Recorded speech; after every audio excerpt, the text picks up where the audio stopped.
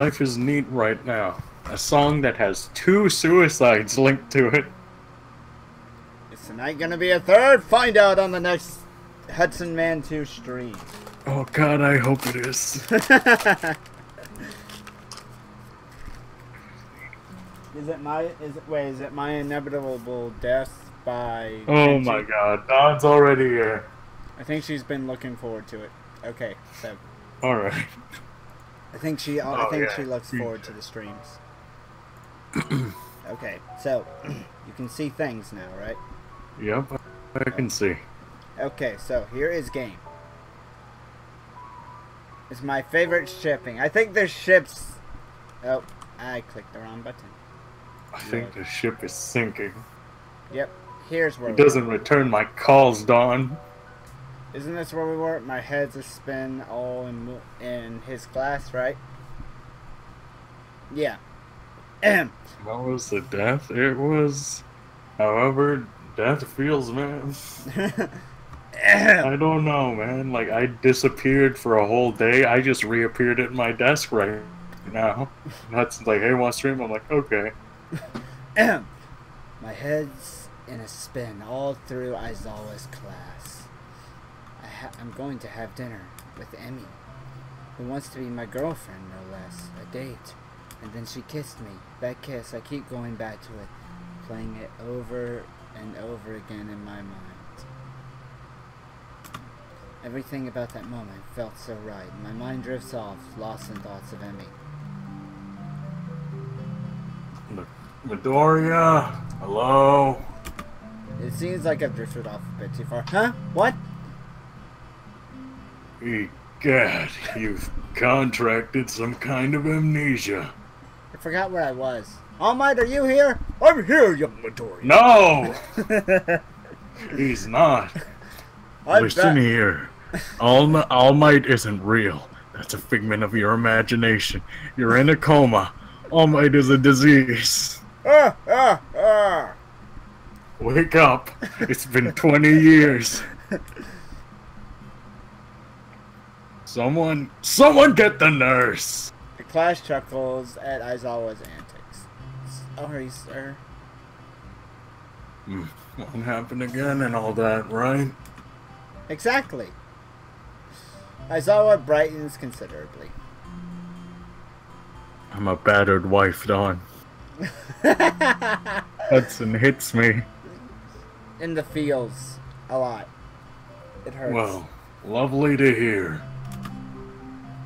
I'd hate to have my star poople. What the hell? The star poople. I don't deserve to be a teacher after that one. I'd hate to have my star pupil slacking off after all. Mr. Aizawa, what's wrong with you? I'm dead inside. I've been doing well. And outside.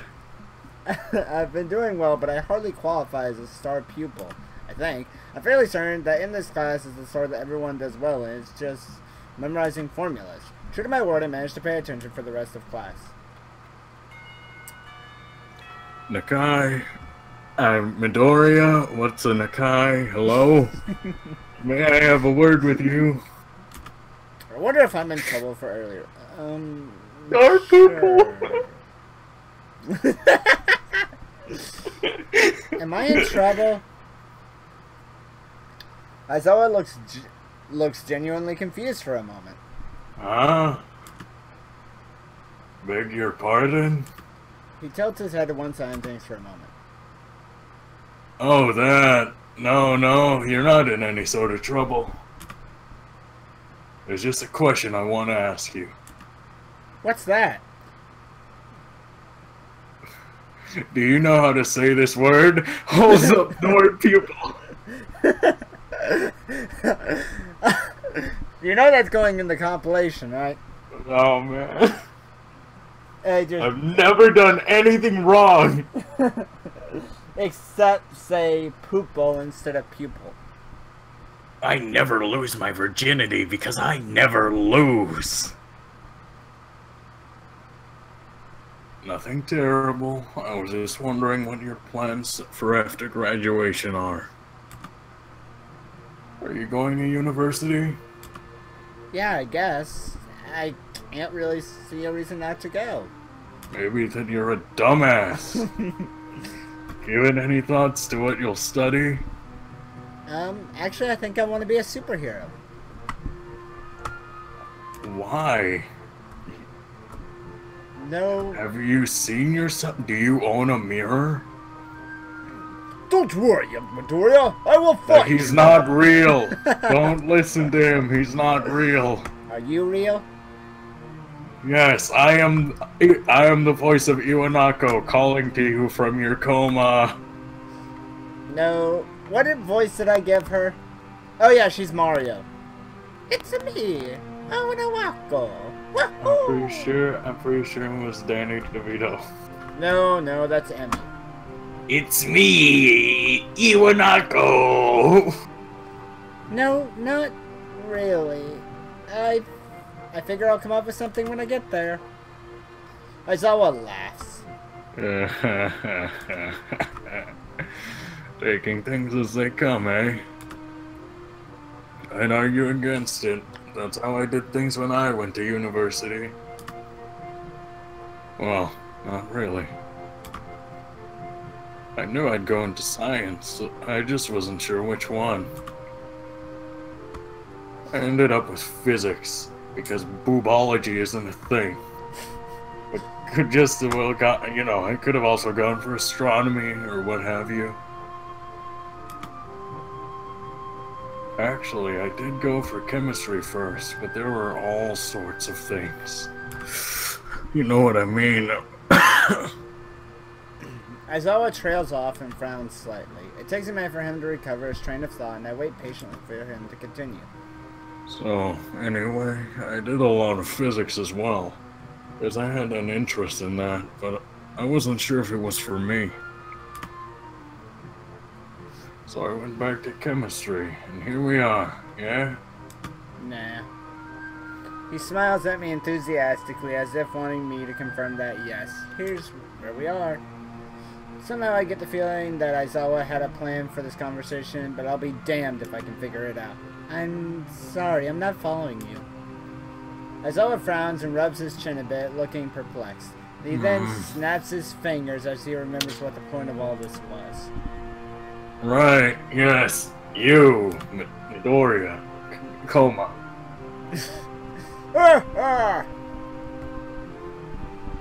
Me? Yes, you should look into studying one of the sciences. What if I don't want to? You could make boobology real. Hold on, it has messages, apparently.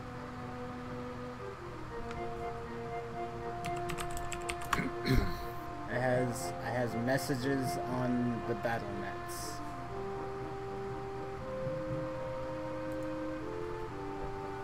You're fantastic at it. Really? Unless you'd rather just go into math like the nerd you are, nerd. Aizawa makes a sour face. Hold on. His thing's not being recorded. Hold on. Ah, things are broken. Everything's breaking tonight. Alright, so stream while he's doing that, let me just... I hurt myself today to see if I still feel. I focus on the pain. Okay, everything's fixed. The only thing that's fixed. We're back. Not a big fan of straight math. I've always liked the experiments more than the proofs. You're saying I should study science at university? Aizawa seems thrown off balance by my question. Well, sort of. But what if I don't want to? What if I want to just... I don't know. What if I want to go study... I don't know. What if I want to go study graphic design, huh? Why? You don't have any talent. You could also join the science club. Trouble is, there's not actually a science club. But there could be. You could even be a charter member. A founding father. Of course, you need to find other members. What if you want to study Emmy? That's more of students' thing, not me. Excuse me? What's that supposed to mean? Read into it. Go ahead. Have fun. What's that supposed to mean? No. What is that supposed to mean? What's that supposed to mean? It means you have a problem. Come on. I don't have a problem. You have a problem. The world has a problem. Society has a problem. Says the guy that was looking for lollies. No, I wasn't. What are you talking about? I will share the Discord feed. No, you won't. That's an invasion of privacy. Well, only if you wanted to. We could just start it up. Just the two of us. And, I could give you things to read, and we could talk about them. Apparently Don says you want to study Hanako and Emmy. Hey, that's something I could get behind. So the lolly and your best girl, huh? I don't know what you're talking about. They're 18. All characters depicted in this work are 18 plus. No, they're not. Yes, they are.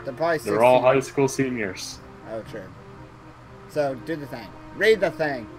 And I could help you get ready for university and such as well. What if I don't want to go to college? Wait! Aizawa rummages through his briefcase and tosses me a book. Ow! My face! Read that. If it's interesting, then we could talk about it. A brief history of time? I don't know if I actually want to read this, but Aizawa seems pretty excited about it. What's it about?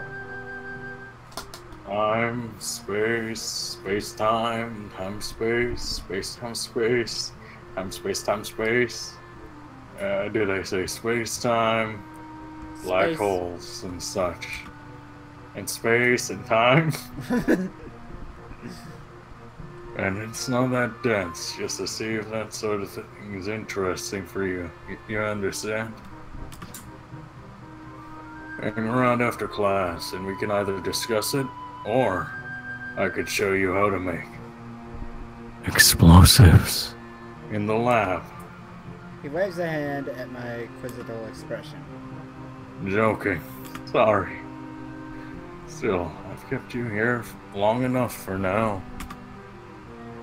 Think about science as a career path, Nakai. I think you'd enjoy it. Who's Nakai? This is a coma. Wake up. You think you're a superhero. Okay, I will. Thank you for the book, runs off. I leave the classroom, looking at the clock, quiet check of time to kill until Emmy's out of practice. I guess I'll give this book a look. I probably should shower as well. Showering before a date's only proper, right? I head back to the dorms. Hey, where are you going? I've got things to do. Bye, Mr. Aizawa. Did you make a friend, you nerd? I'm not telling you. I wonder where I'm supposed to meet Emmy anyway. She said after practice, but she didn't say where I should find her. I guess I can just swing by the track. It's probably best anyway. If she needs a shower, I can just wait for her in her room or something. Or the hallway, I guess. That'd be better as well. I take a quick shower, remembering to take all my medication once I hop out. Now for a look at the book. Fall asleep. That was incredibly short. I think. Are we reaching close to the end? Hello?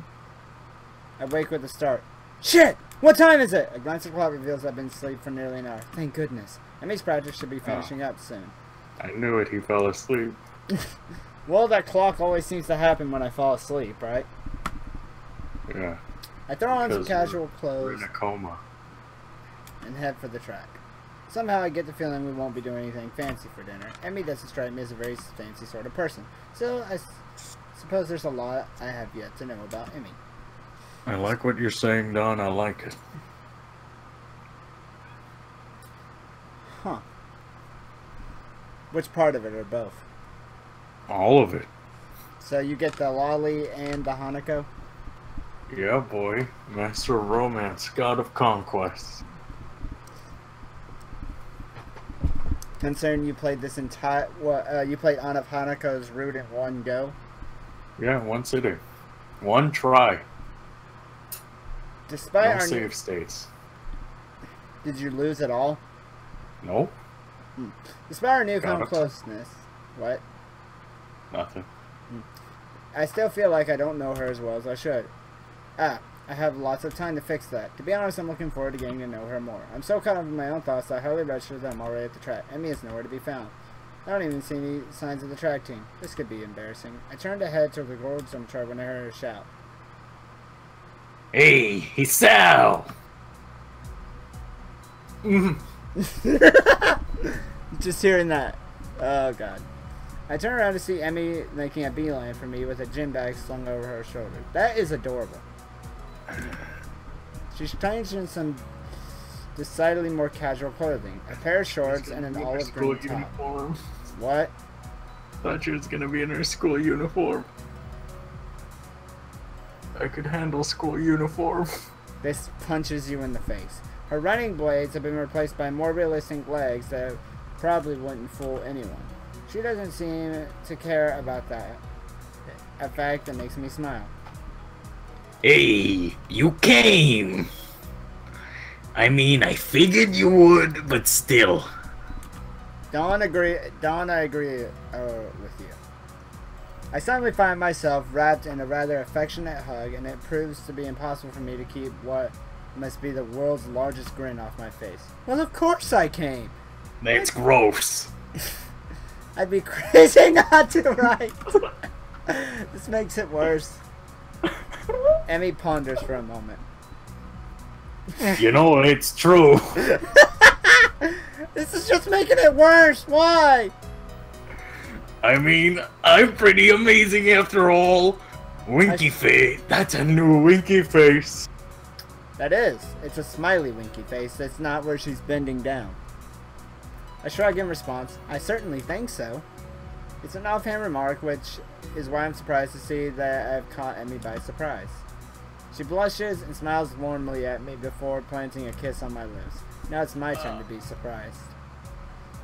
Emmy steps back, resting her weight on her back heel, looking pleased with her Seth. Hey, death by LOLI. My brain fumbles for an appropriate response. I should compliment you more often.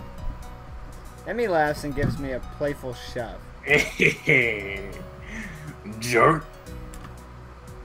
I throw an arm around Emmy's shoulder and am pleased when she immediately leans into me as if it were the most natural thing in the world. By the way, Don, if I were like a different person, you know, a sick person like Hudson, that would be the way I want to die. But I'm not a sick person, you know? So that's the guy that agreed to love between Hanako and the LOLI? I don't know what you're talking about. I'm not actually sure. I am gonna have so much fun editing footage. No, you're not. Where do people go on dates around here anyway? That's a damned good question. I've got no idea. Why don't we should ask Kenji. He sounds like he goes on a lot of dates. Oh yeah, I know all the best places. Just don't go to the Shanghai. Just don't go anywhere with a girl. Only boys. Why don't we just head down to the Uramart and grab something portable? Emmy's face brightens at this idea. A picnic. I think you're on to something, Hisao. Winky face. The new winky face. Emmy shakes her arm around my... Emmy snakes her arm around my waist and we begin to head for the front gate. I'm entirely unsure of what I'm meant to do in this situation, but at least Emmy seems to be equally clueless. Despite the relaxing feeling of being with Emmy, I still can't help feeling a little tense. What if I do something wrong? I'd hate to make an ass out of myself. Leave the lolly. Leave the lolly and come with me, Kenji, to the roof. To the roof. Whee! Bleh. The trip to the Aura Mart is accompanied by Emmy's chatter on her practice win. I keep quiet for the most part, merely enjoying the warmth of being around Emmy. We get a few odd looks from passerby, but I don't mind. We wind up buying some bread and instant noodles, realizing that it's too late that we can't actually cook the latter in the park. I think the odd looks are because she looks 12. Oh well, I'll make it for lunch or something. That'll work. The park is located after a brief loss of direction that I blame entirely on Emmy. She, of course, blames me. We find a spot beneath a tree and sit down. I lean back against the trunk. Emmy sits across from me. I guess we should have brought a blanket or something to sit on, huh? Emmy shrugs. I don't mind. Neither do I. Emmy tosses me a package of bread and we dig in.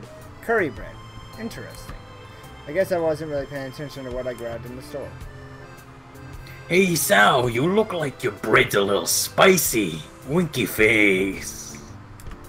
I shake my head, trying in vain to keep an image of manliness. No, it's hardly spicy at all. I see. You are a man of culture as well. That must be why your face has gotten so red. Yes, exactly. The lack of spice has gotten my blood out because of the disappointment. Emmy laughs and swallows the last word. Well, if you can't handle it, I'll be glad to take it off your hands. Winky face. Hey, just because you wolfed down yours so quickly doesn't mean I'm just going to give you mine. Emmy mock pouts, causing me to nearly choke on my bread with laughter. Oh, come on, Isao. Aren't you supposed to be concerned with making sure I've got enough to eat now? We're dating, you know. No. Emmy looks troubled all of a sudden. I can't say I feel any different. What's with all these new facial expressions? Well, it's not the same Emmy, it's a different Emmy, technically. It hurts. It's girlfriend Emmy. It's waifu Emmy. Is that what happens in real life, too? Yes. Once you start dating a girl, you unlock more facial expressions? I wouldn't know. It's like DLC. I wouldn't know. Hey, just like DLC, you have to pay for it. Yeah, I wouldn't know. I've never bought that DLC. I did. I've been playing the base game for a long time. What do you mean by that? What makes this a date? It's just, what have we done anyway, really? But this should feel different, because before we had lunch, we were friends, but now we're a level above friends. I don't understand. You sound like Ren. Laughter escapes and Emmy grins. Well, she might have put the thought into my mind. Hey look, that's a new facial expression. A cultured one. We've talked about that sort of thing before.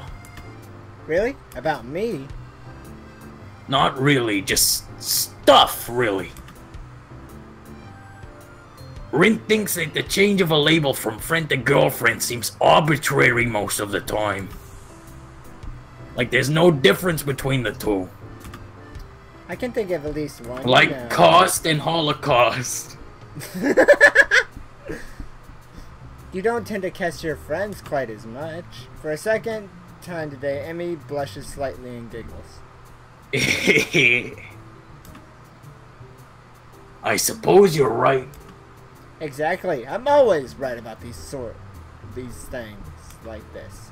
Emmy rolls her eyes and chuckles. Kenji. No, he wouldn't say Hisao. He never says my name. He goes, "Hey man, come help me carry my damn books home." Who's that? No, that's just some jerk named Kenji. I'm leaving you for Kenji. Wow. That hurts. Friendship ended with Hisao. Kenji is my best friend now. Guess you're pretty smart, huh? We're not in agreement. Yep. Even Aizawa thinks so. He said he thinks I should go into some scientific study after graduation. I don't think you're smart. Okay, didn't you? Oh, really? Didn't you tell me? How are we even talking? I'm confused. How? What do you mean? I'm right. You've been leaning against me ever since you got here. You thought I was a tree. Turn around. You're in my lap.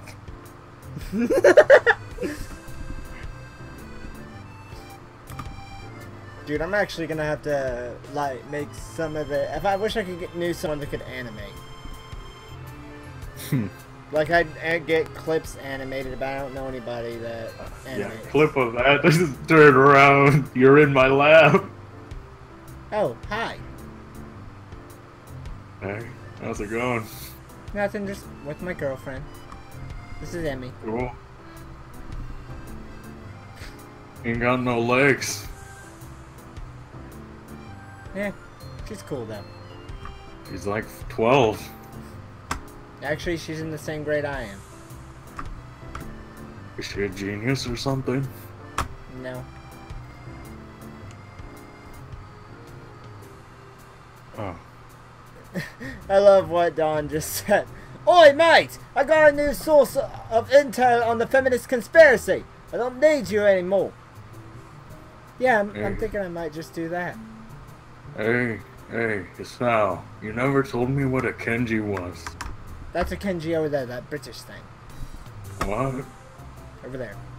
I thought it was the blonde one with the nice rack. No, that's... I forgot her name. That's a Kenji. I legit forgot her name. It's a Lily. There we go. I'm more concentrated on this route, but yeah. That's a Lily, not a Kenji. A Kenji's over there. He's wearing glasses. The one from my class that can't talk? No, that's a girl. And that is Shizune. Or, that is Midnight. Ah, ah! Midnight says, ha! I'm better There's than more Lily. than one student with glasses? Yes. I've made a huge mistake. Pushes you off his lap and Naruto runs away. Really, the more I consider the idea, the more it appeals to me. I take a mental note to look into this a bit more closely. So, what are you thinking about doing after graduation? Still planning on running? Emi shrugs, seeming almost hesitant. I don't know if I'm good enough. I could find a team, I guess. You mean you aren't sure? I mean, I haven't really thought about it, to be honest.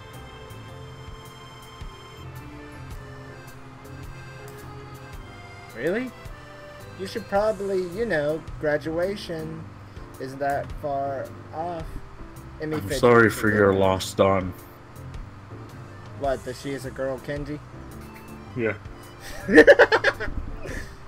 Well, it's far enough, right? He's only British because I gave him that personality, just because I saw the Gryffindor-looking scarf. I still don't like posh Kenji, man. I like the Kenji that's in my mind, like, It's the best feminist conspiracy, man. Wait.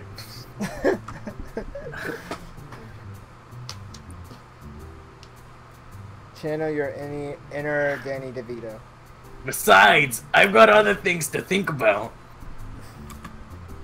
There's a mischievous flash behind Emmy's eyes, and I suddenly find myself gloriously pinned against the tree. I came back. What are you doing? like making this a real date, right? I mean, if we don't kiss, then it's not a date at all, right? I suppose... Strawberries and curry. Not the best combination, but I don't mind. Oh. I skipped something. Yeah. Oh, there's nothing else. I thought... Amy sits back on my legs and grins again. The science would approve, right? I have the oddest mental image of Aizawa nodding seriously and making a mark on some checklist. That's because mental image. I'm right here. You're pinned against me. Get off. This is gross. I thought you ran away. I came back. I can't help but laugh at that idea. Well, I'll admit this is the first time I've ever witnessed a kiss being met with laughter and against the teacher. Should I feel offended? Should I call the cops? No. I'm sure science approves. It may be to me, and I find it increasingly difficult to keep my brain from functioning properly. Oh, good. It's at this point I noticed that Amy had stolen the remainder of my curry bread, while I was otherwise occupied with the images of teachers wielding clipboards. Hey! See that? She took your bread. Amy tries to look innocent. Oh! That's cool. But considering she just crammed the last bit of my bread into her mouth, it doesn't appear to be working. Very awkward review. Thief! A shrug from my companion is all I get in response. You used your feminine wills. Oi! What'd you say? I wasn't that hungry anyway, but I still feel the point needs to be made. Emmy seems confused by the phrase feminine wills. But... Wiles. Feminine wiles, but the understanding dawns her features after a moment's thought. Wasn't anything of the sort. You were laughing. Feminine wiles don't involve laughing, I think. I guess I can't argue with this. That doesn't change your thievery. Emmy laughs at my injured tone and gives me a playful shove. Oh, stop pushing him into me. Fine, you could have the instant noodles. Are you kidding me? That stuff's terrible. If anything, you should definitely eat it as punishment. Another laugh from the girl sitting on the legs. Both of which have fallen asleep by now. I twitch one leg trying to wake it up, which has the unintended effect of unbalancing him. He falls to the side with a startled Eep! whoops, sorry about that. Legs fell asleep on me. Emmy remains on the ground giggling. I stand up a little shakily, feeling the nerves in my legs return to normal. My eyes wander the scenery before fixing on the figure of Emmy who has yet to get up. Oh! I looked like my face was super close to the screen because I was looking at my phone, which is on my desk. I look up and then just thumbnail! There's the thumbnail. Hold on, we need thumbnail. What was it? What was the command? What was the command yesterday? I think it was when alt print screen. Hey, should I leave or? There we go. Why are you even here? That's my question. What do you mean? Why are you a tree? Here first. I'm not a tree. You just thought I was one. Well, get out of here. here. Lanky. Get out of here. What do you mean? But I wanted some bread. Well, why don't you buy your own bread?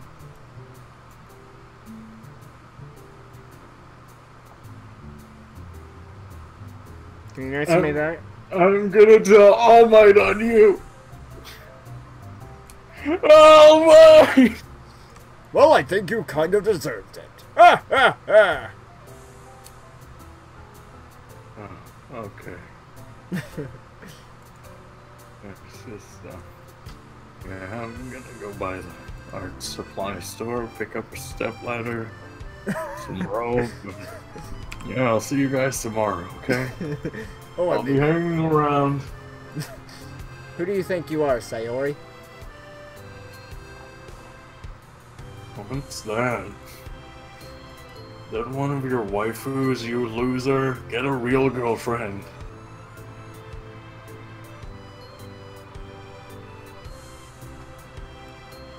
What's the antidote to LOLI?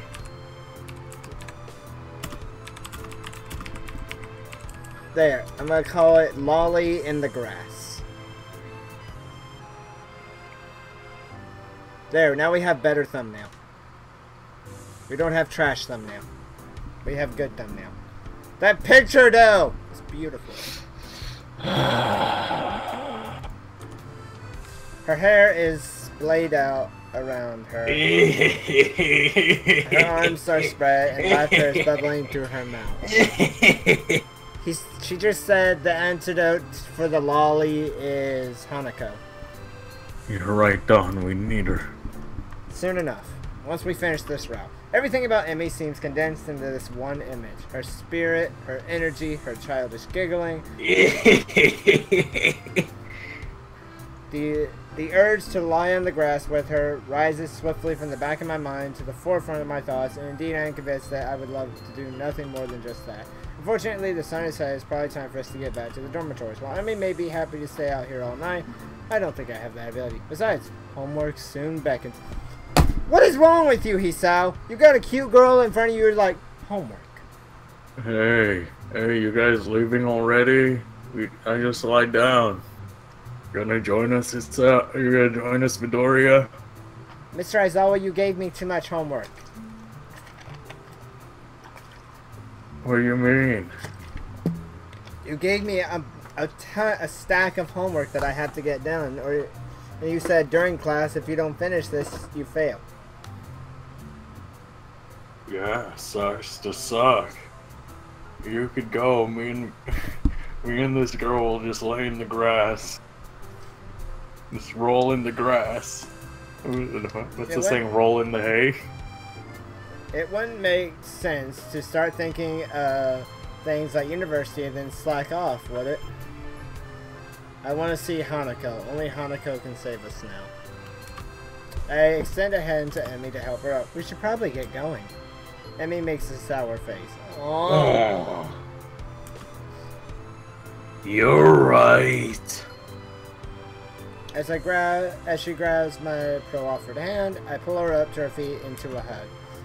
This time, I'm the one who kisses her, unable to resist having Emmy against me. Seems a shame having to leave you now. Yeah, it does. But if we don't get back to school soon, we'll probably get into trouble. Emmy pokes me in the ribs playfully. And you need to do your homework, I'm sure. Winky face. You know Hey, can I walk back to school with you guys? I guess so. Do you have any objections, Emmy? What is that thing? That's Mr. Aizawa. He's my teacher. I thought it was a tree. I thought I was tripping out. By the way, I just noticed something about Emmy. Hmm? Look right here at her chin. Oh yeah, that? Yeah, it's off a bit. You see that? Yeah? Like when they drew her, when they were coloring in that in, it needs to... Emmy seems to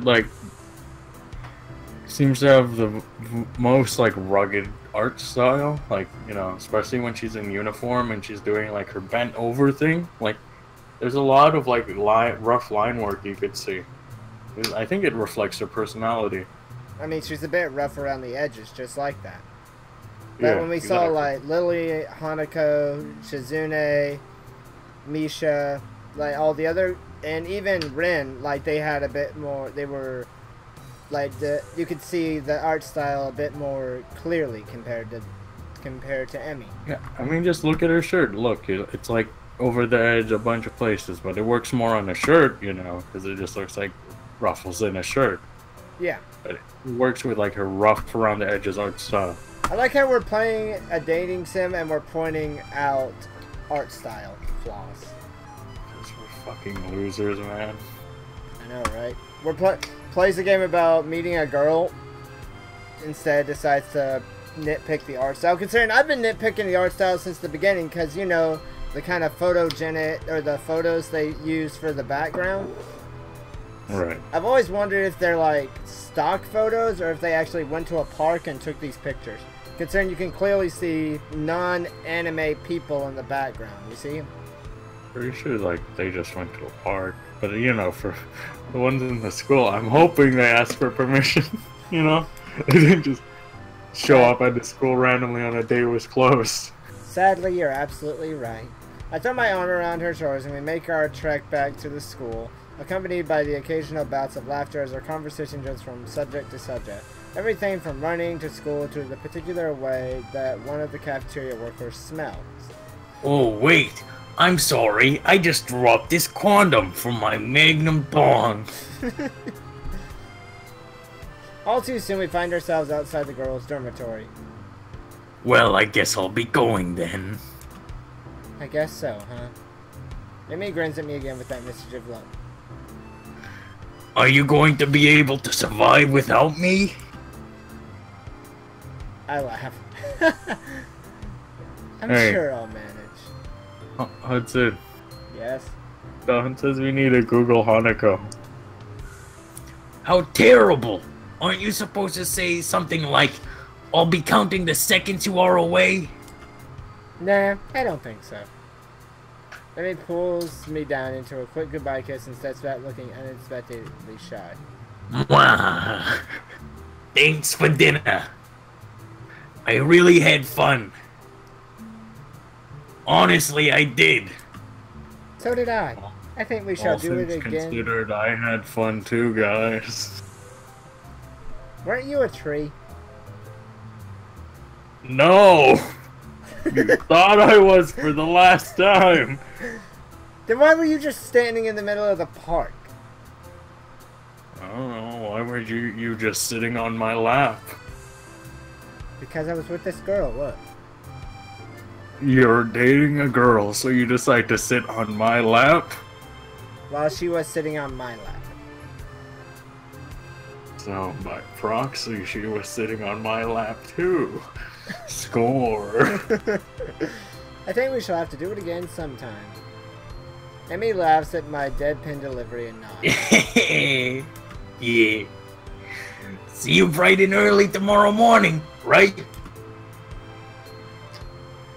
You've got to run off that bread after all. Winky face. Of course, despite the fact you ate most of it. Yes, despite that. See you later, Isao. As Emmy turns to the inside, I notice something weird. Something so weird I'm surprised I didn't notice earlier. She's limping slightly, favoring the left leg. Hey, Emmy! Hmm? Is your leg okay? Emmy looks confused, or at least fakes confusion. What are you talking about? Your right leg. You're limping. Oh, I'm sorry. That's just the weight from my magnum dog.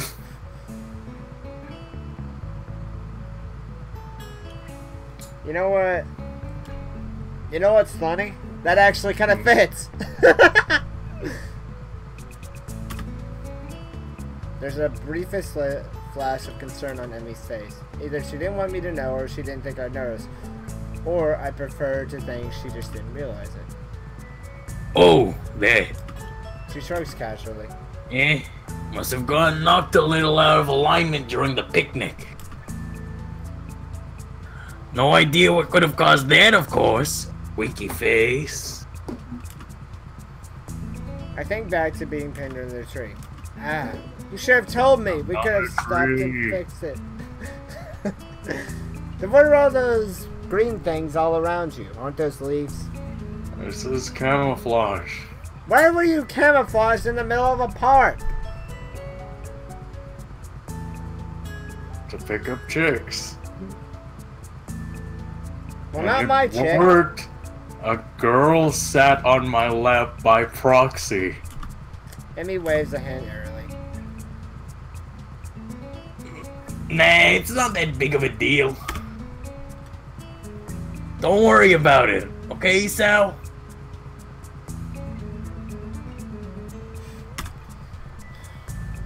It's fine.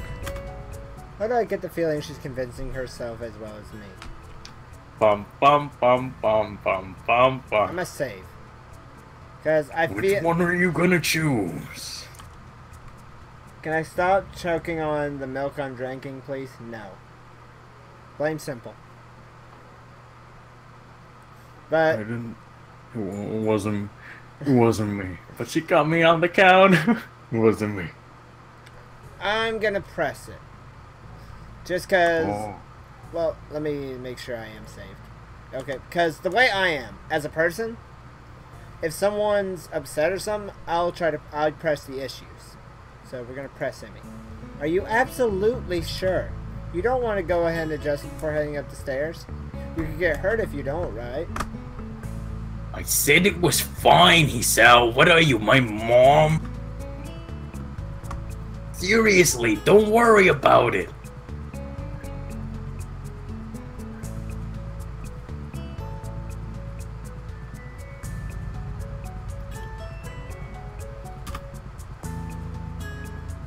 I've got some experience in these matters after all.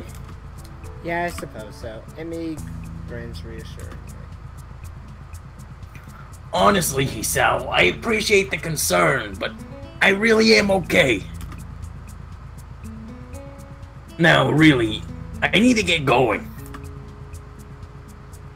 Your attempts to keep me around are doomed to fail, winky face.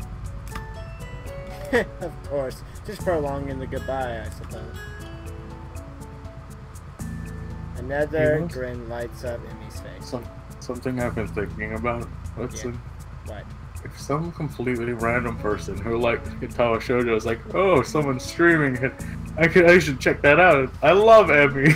And then they open the stream and they just say, Magnum Dog. It's like, okay, I'm just gonna leave. Yeah. Good night, Isao. Good night. As she limps inside, I find myself hoping she's okay despite her assurances that she's fine. I think I can call this a successful first date. Hell, any day that ends with Emmy pinning me under a tree to kiss me can't be bad, can it? Not a tree. I head back to my room and mentally thank the gods that Kenji doesn't ambush me in the hallway and get started on my homework. Hey, can I hang out in your room? Slam. Oh.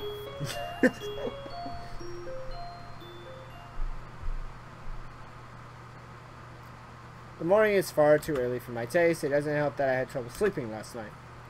There were simply too many things to think about. My mind refused to slow down. Instead, I replayed the rooftop, the park, and everything else over in my mind. A small part of my mind that was still paranoid that it has all been some kind of joke. That I'll meet up with Emmy at the track and she'll act like nothing happened yesterday. Pushing these thoughts to the back of my mind, I throw on my running clothes and open the door. Is this what you want? Is this what you're expecting more than anything? Bloomers. I mean... Emmy's waiting for me with her usual smile. You're late. Or at least, you're not early today. Well, I guess you could say I'm late for being early. Hey, you guys running out here? Are you stalking me now? No. I was sleeping on the bleachers. Don't you have a room or a house? No. It's not why oh, I guess that would make sense why you bring a sleeping bag everywhere. Too soon. Are you tired or something? I find myself ruefully rubbing the back of my head. Something like that, yeah. Lots to think about and all that. Emmy giggles at my mild understatement.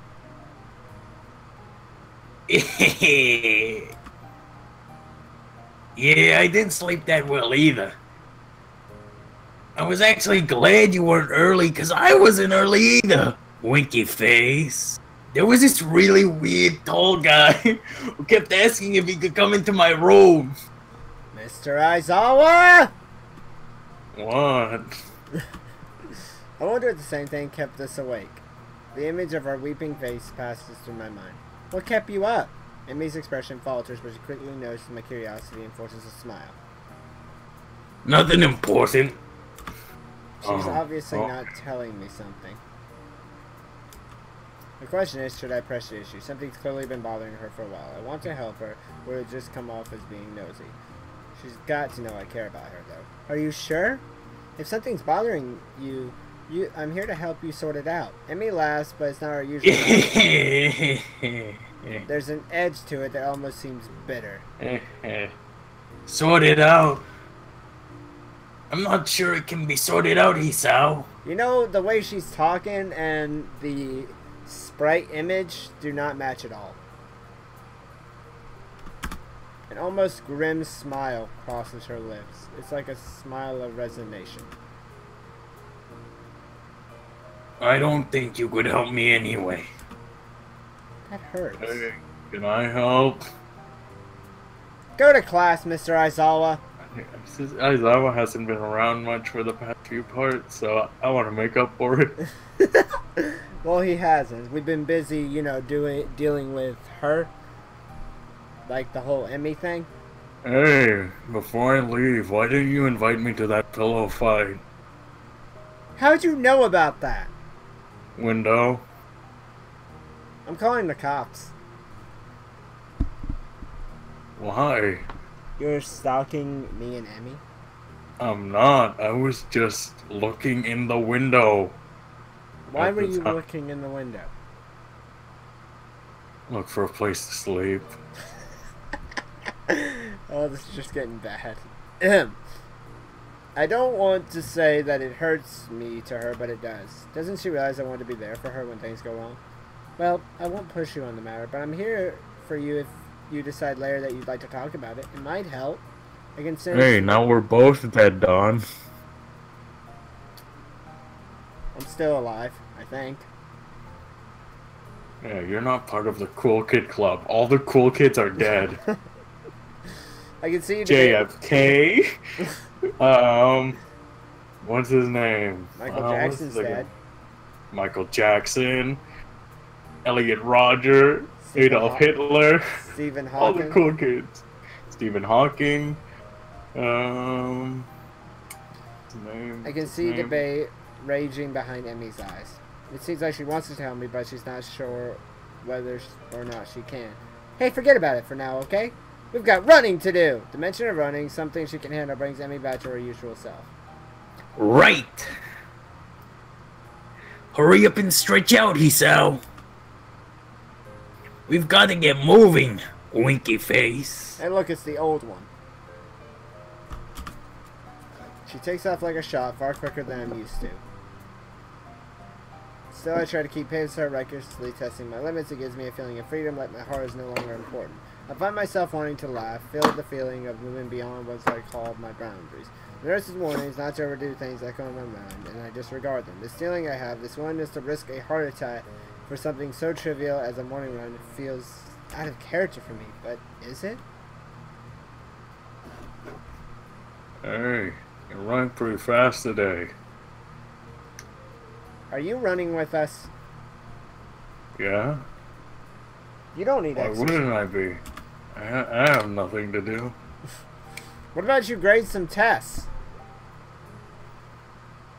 The hell are those? That's not my job. What am I, a teacher? Yes. Oh shit. Or rather, should it? I got a weak heart, sure. It'll never be capable of the kind of speed and endurance Emmy's capable of. Though I probably wouldn't be able to get that good even if I had a healthy heart. Don't haunt me! What did I do? As we round the final bend, I feel my legs screaming in protest, but for the first time I ignore them. I accelerate to the finish at a sprint, nearly catching up to Emmy. That was never going to happen, of course. Still, I feel surprisingly good. Oh, sure, my legs feel like they're about to catch fire, and I'm having trouble staying upright, but there's been a shift of sort today. And it's all thanks to the girl grinning at the finish line waiting for me. That felt a little faster than usual. My comment is met with a grin and a shrug. Can't have you think I was gonna go soft on you now, can I? My magnum dong is always rock hard. Oh. But you managed to handle it just fine.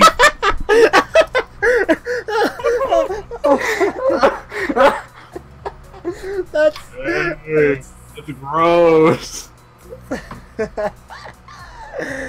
I can't. I'm dead. Kill me now, please. Well, I couldn't have done it without you. Still feeling the high from the run and moved by a surge of gratitude, I seize Emmy in a hug. Thanks. Eh? Really, I'm not just saying that. I'm in your debt. Emmy seems flustered by my words, squirming uncomfortably. Don't be silly, Hisao. Someone had to haul you out here, didn't they? And it's not like you're doing anything for me, right? I needed a running partner, remember? I shake my head, still pointedly not letting go of Emmy, who stops screaming and merely looks up at me with a quick, deepening blush that almost seems out of character. No, that's not true. You wanted a running partner but didn't need one. If I hadn't showed up the day of the festival, you would still run, right? But it doesn't work the other way around. I only managed to make it out a few times before the festival, and without you, I probably wouldn't have made it out after that at all. Emmy smiles and prods my chest with one finger. You are pretty lazy, Hisao.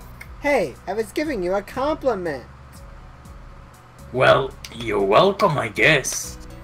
I'll pay you back somehow. Oh, well...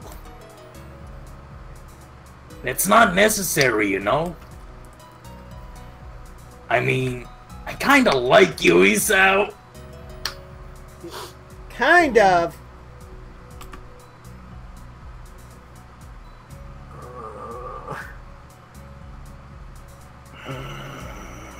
Stop dying, Simple. That feel when MAGF. And being able to run with you in the mornings is a bad deal for so. For someone who gets so much praise, she seems unused to gratitude.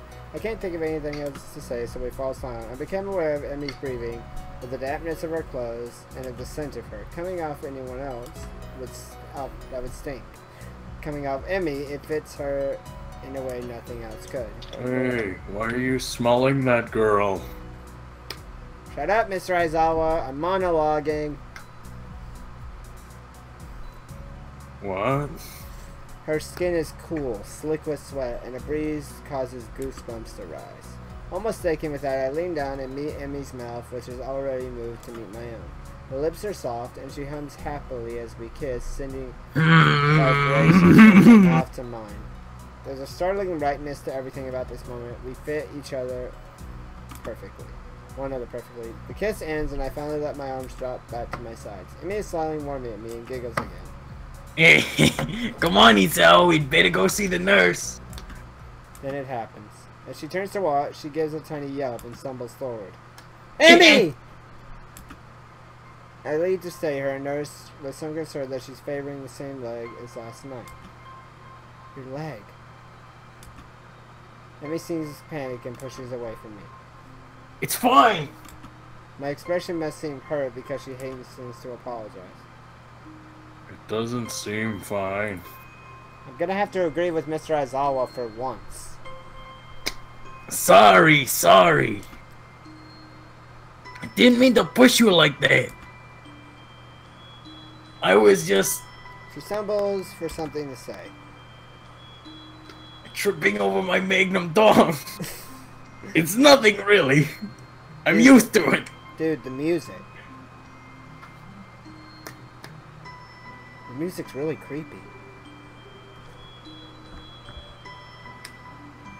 It's very creepy and mysterious.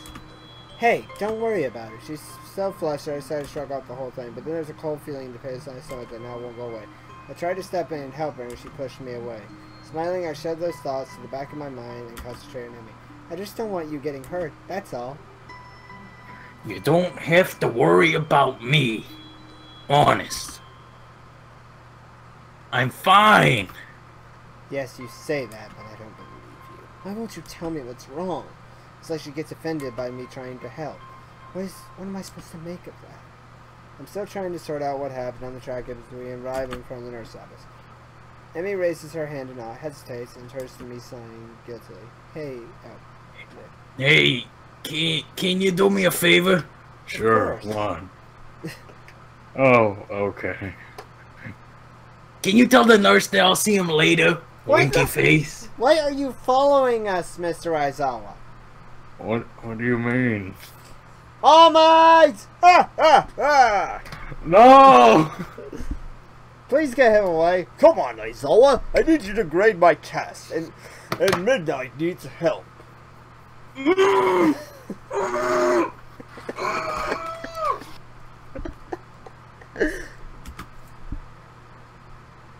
I just remembered that I've got some stuff to take care of before class. So I really need to get moving. I peered her closer. She fits under my stare. Yeah, she's clearly avoiding the nurse. That leg of hers. Well, whatever I said I'd help, so I will. But I'll make damn sure she sees the nurse before the day's out. Okay, I'll let him know. I mean, it looks like I'd just given her a pony for Christmas.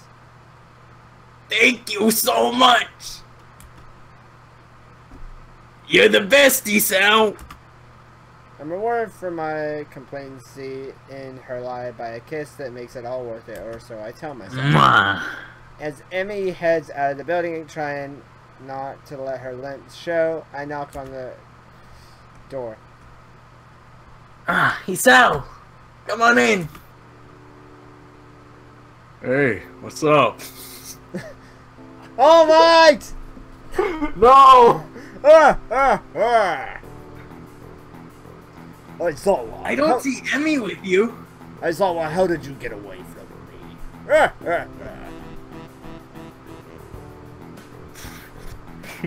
Doesn't he strikes a JoJo pose and just disappears? I'm tempted to edit the thumbnail and add your version of Aizawa. Oh, okay. Do it. Yeah, this has been a pretty Aizawa heavy episode.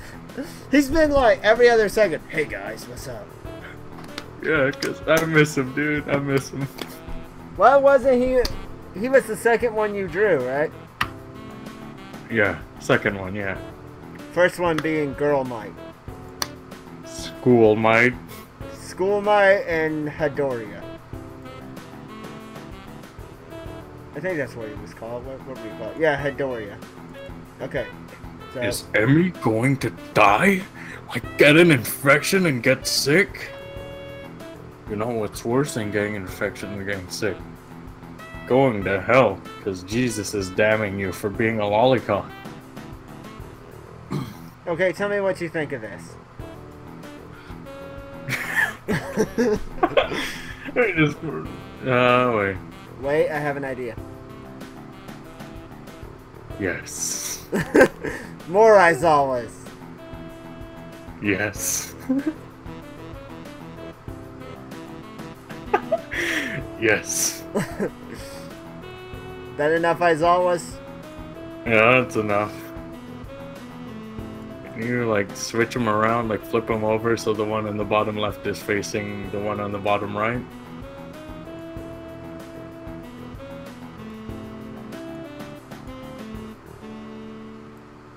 There. There we go. Sure. There. You like that? Yeah, that's good. That's good. There. Thumbnail is now a bunch of Aizawas. There we go. There. Oh. I think you really love that Aizawa picture. And me and Hanukkah, but Dawn, come on. So that means we're only semi going to hell. Okay, let's see. She's not sick again, is she? From that tone of voice, I don't think the nurse was expecting me. Yes, she is. She says that she forgot to do something, so she had to skip out, but she'll see you later today. The nurse heaves an exasperated sigh. No, it's serious. Honestly, that girl. Hmm? She's been avoiding me. Yesterday, she was in and out of here without even taking off her prosthetics, and now this. Well, at least it's not just me Emmy doesn't want worrying. That's a comfort, I guess. So I feel like I should say something about her leg. I said I'd like her, but she really needs to see him. Now that you mention it, she was limping pretty badly today, and last night as well. The nurse's eyes narrow at the words last night. Dude, it was so messed up, man. I was there. You became a tree, so shut up. And what exactly were you two doing last night? We were on a date? The nurse raised an eyebrow as if surprised. I was there too. You were a tree! I'm not a tree! You're now Treezawa. No! Dude, draw really? it. Interesting. Dude, you need to draw that. Treezawa. No! He's not a tree! He became a... Now he is part of my family. Because that is one of the jokes on my channel. Is I am a tree. Huh? Oh, nothing. His gaze turns thoughtful and then he grins at me. You don't think you could use some of that boyfriend charm to get her to come see me today, could you, Tiger? Of course. I was planning on doing that anyway. I think she's really her and it's just pretending she isn't.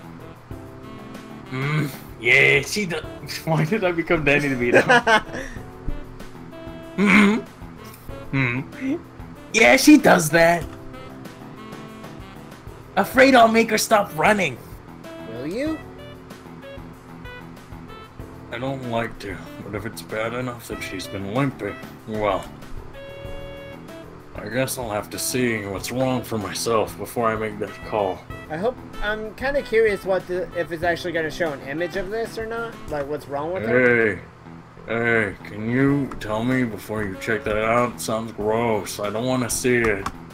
Then go back to class! Who is that? Who is this? Saurus? Who's Saurus? Or Saurus? Who's that? In the chat. There's someone there. Hello, friend. Why Welcome. Are you asking me? I don't know. I thought maybe it was somebody from Chuny. Oh well. Emmy, not allowed to run. Harris though.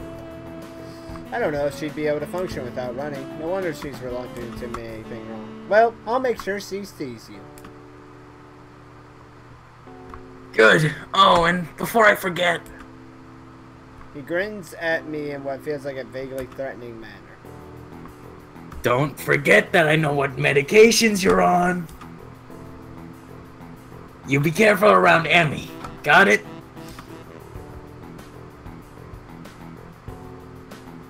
Wow, he looks serious too. Got it. Don't hurt Emmy. Wouldn't dream of it. Grand. Order.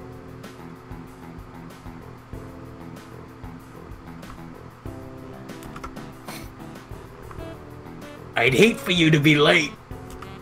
Huh? Late as in the late Hisao Nakai. He frowns briefly, dissatisfied. Sounded better in my head. Well, at any rate,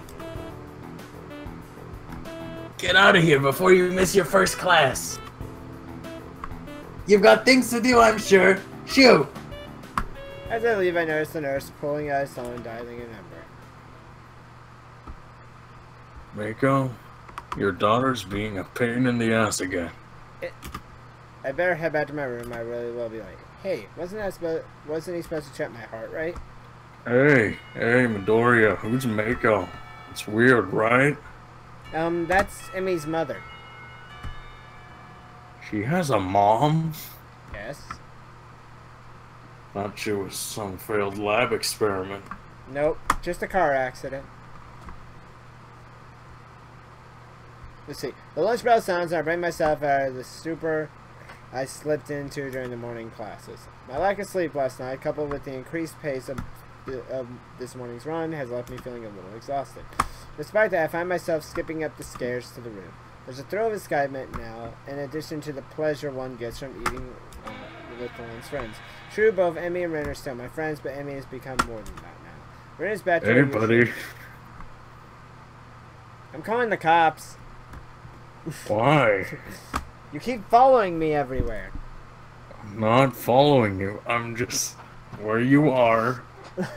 I'm here before you. How is that following you? Okay, why are you going to my usual hangouts? I was gonna jump. Ren is back to her usual spot on the roof, almost as if she's never been absent. Feeling better, I take it? A raised eyebrow is my reward for speaking. Better than what? Or better than you felt yesterday? Ren gives my question some serious thought. I'm not sure. I think I might have felt rather good for some of yesterday, but it's all fuzzy. Too much cold medicine. Well, I was asleep, and that's usually pretty good. But I can't remember what it feels like to be asleep because I'm not conscious for it. It's a real problem. Then again, if I knew how good it felt, I might not sleep anymore. But this way I keep trying, so I guess it's how I can keep from being overtired. An eternal mystery to keep you sleeping at night. Maybe mystery is the wrong word. Tangibility might be the proper way to describe it. I see. Hey, what's this thing? That's Ren. What's wrong with it? Is it dead?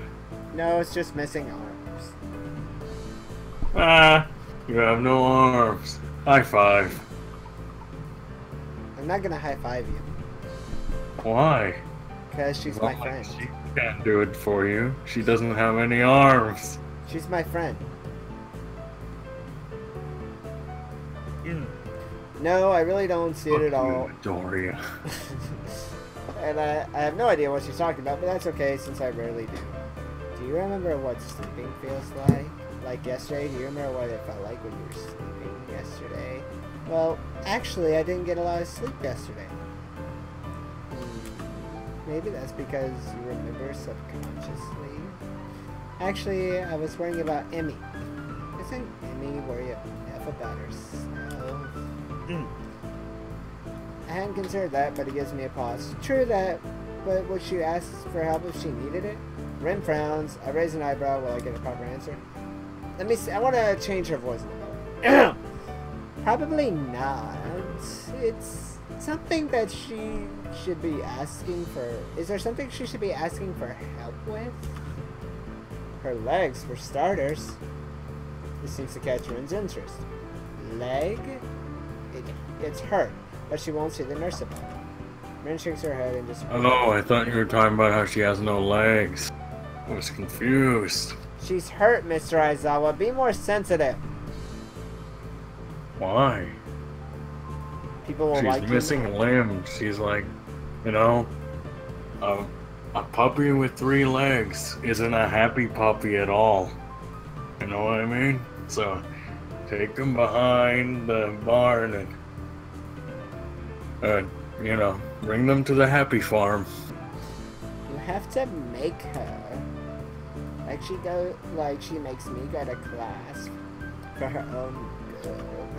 Otherwise, she could lose her legs again. And that's just too weird. Losing things twice. Especially if you don't find them again to begin with. Unless prosthetics are the same as finding something. But that's a different kind of loss, isn't it? I think so. I wonder. Wonder what? Emmy seems to have snuck up on Ren and me, though Ren doesn't seem especially surprised. Which itself is unsurprising. I suppose. Oh, was I supposed to tell you she was coming? Yes! Guys, she's coming! Ren manages to set herself up quite expertly, throwing her upper body forward and using her momentum to right herself. Your leg, how does it feel? That earns me a frown and a bit of a glare. It's okay, I think. Not worth worrying about. Tell that to the nurse. He's quite insistent that you visit him, you know. Yeah, it was weird. I was there. His voice kept changing. Emmy pals like I just told her she's been grounded. He worries too much. It's not a big deal, just a little soreness. I try to resist rolling my eyes in exasperation. If it's nothing, then you should have no problem seeing him, right? Emmy narrows her eyes suspiciously. Did he put you up to this? No, I didn't. No. Oh. The nurse, not you, Mr. Aizawa. Oh. Alright. Well, maybe a little. But that's not the point. I would have reminded you to see him anyway. It's terrible to see you really hurt and not doing anything about it. That would make it worse, and I don't want to see you hurt, you know. Call me crazy, but I would kind of prefer to see you happy and healthy. With each statement, Emmy's frown fades a little bit more until eventually she's grinning, albeit a little bit shyly. Well, if you're gonna put it that way, then I guess I'll have to see him.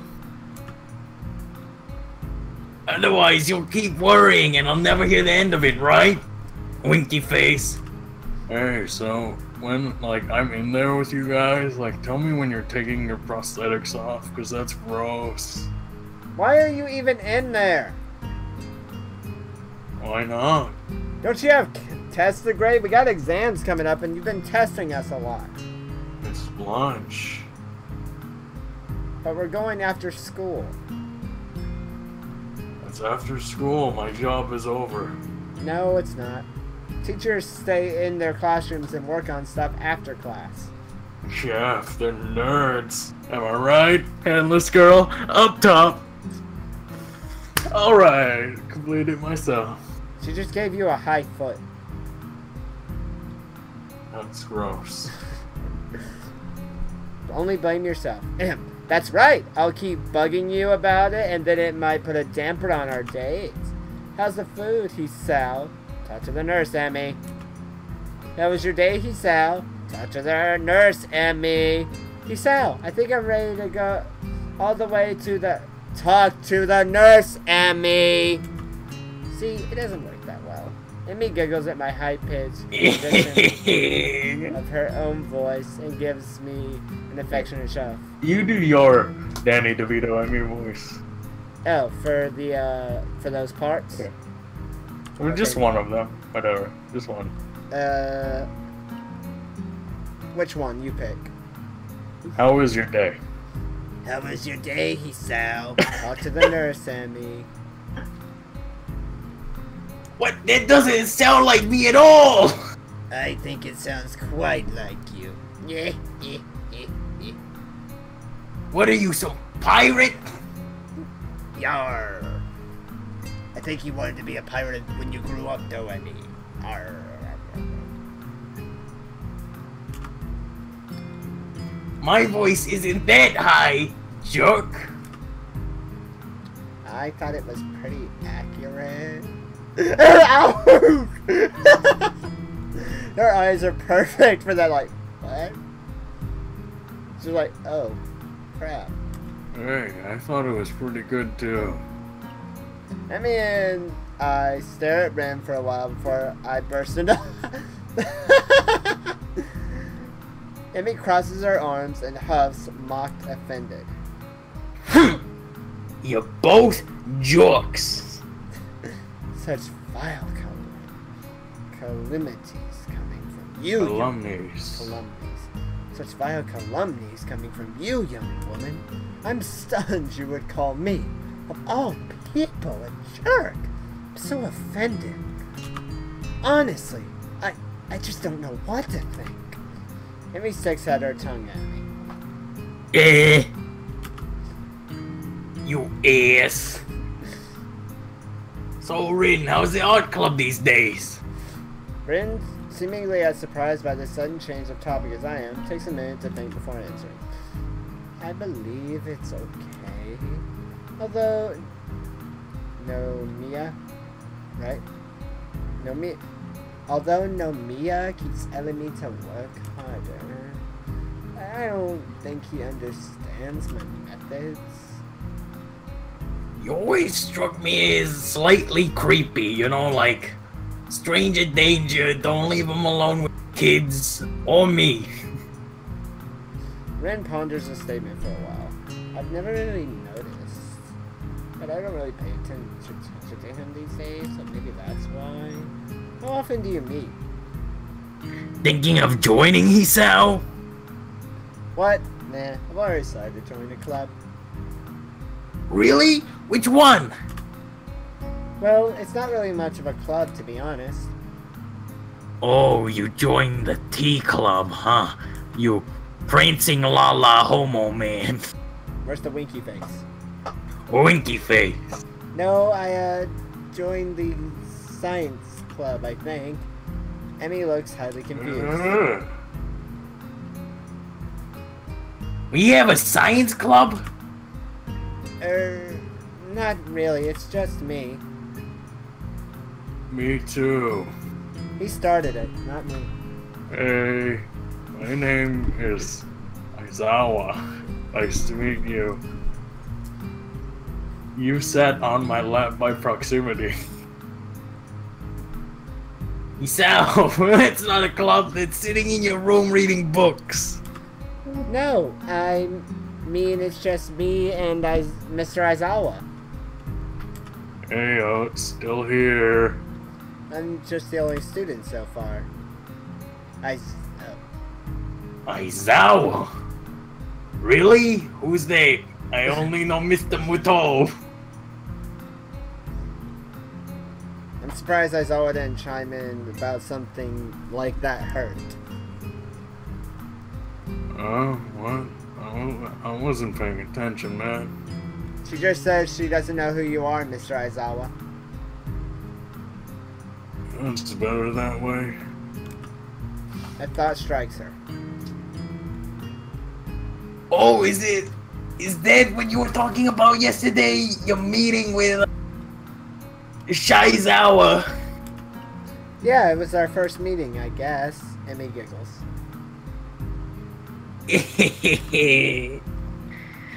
Nerd. I know, right?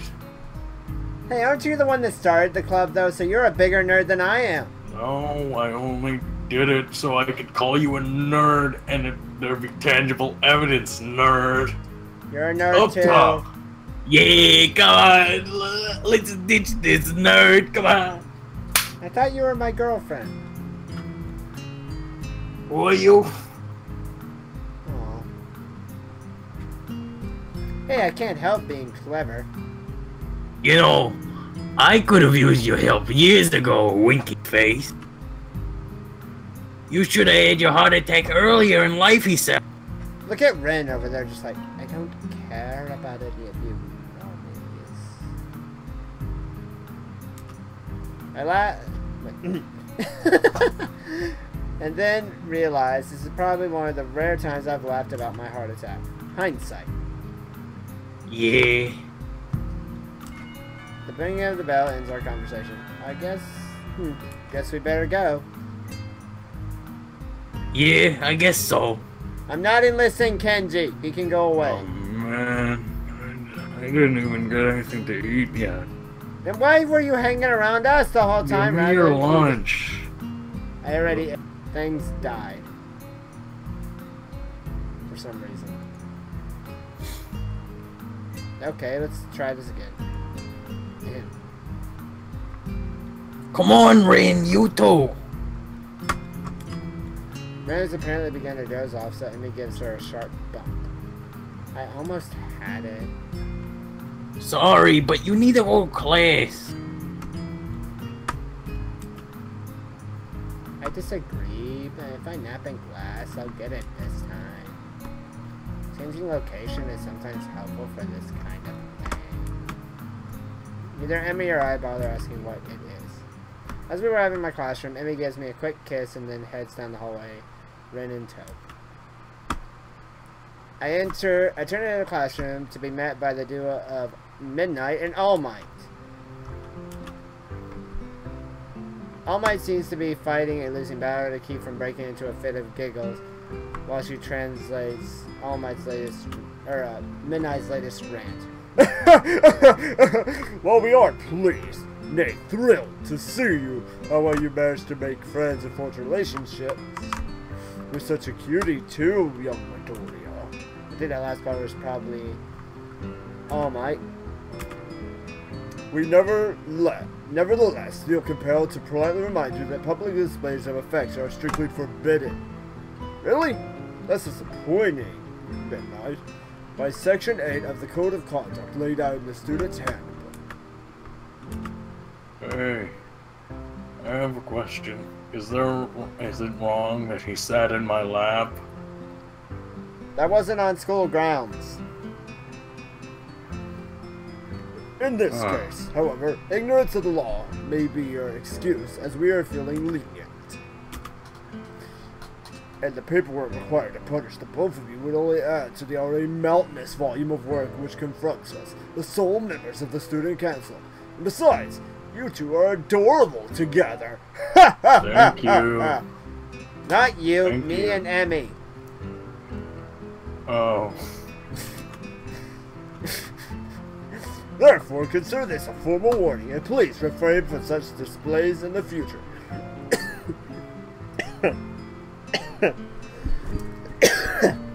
Just dying. Okay. Let's get a drink.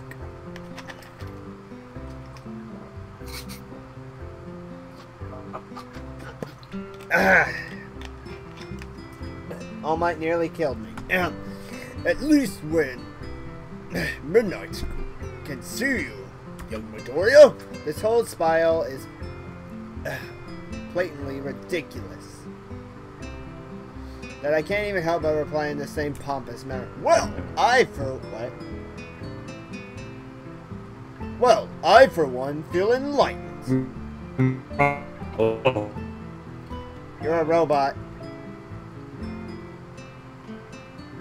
Hello? You became a robot. Temporary. Hello? Hello? Hi? Hi? Hello? Optimus Prime. What directive?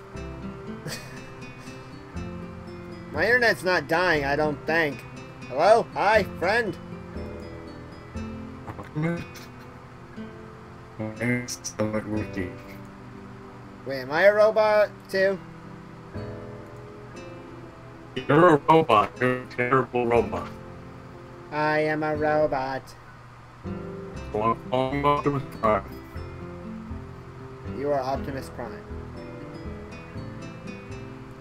Yeah, I'm checking my speeds. I'm still fine. Okay, you're back. You're no longer a robot. I was checking my speeds. I was fine. Well, I, for one, feel enlightened. I apologize profusely for my rash actions and will strive to contain my baser impulses, which, I fear, impel me forward in such inappropriate displays of public affection. It's because our connection is sucking tonight. It's because they had to rebuild me. The real me died. It is hardly my wish to burden an already overworked student council with such petty matters, and I will do my best to make your lives easier in this manner for the future, at least when Midnight's watching. That last line is delivered with a wink to All Might, who finally loses control of her laughter.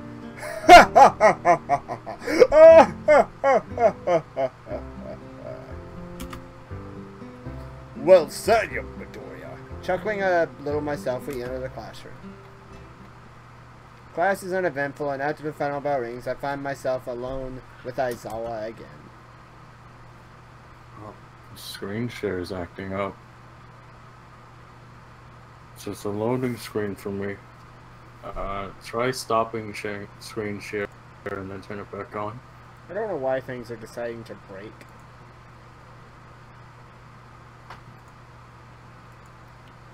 Okay. And resume. There. Alright, it's working. Okay, we good now? Yeah. Okay. So, it looks like we've assembled for our second meeting of the science club. It's been a while, huh? It was like yesterday. What do you mean? I mean, since we've seen each other, you weirdo. It was like during class. I saw you all day. I have no idea what you're talking.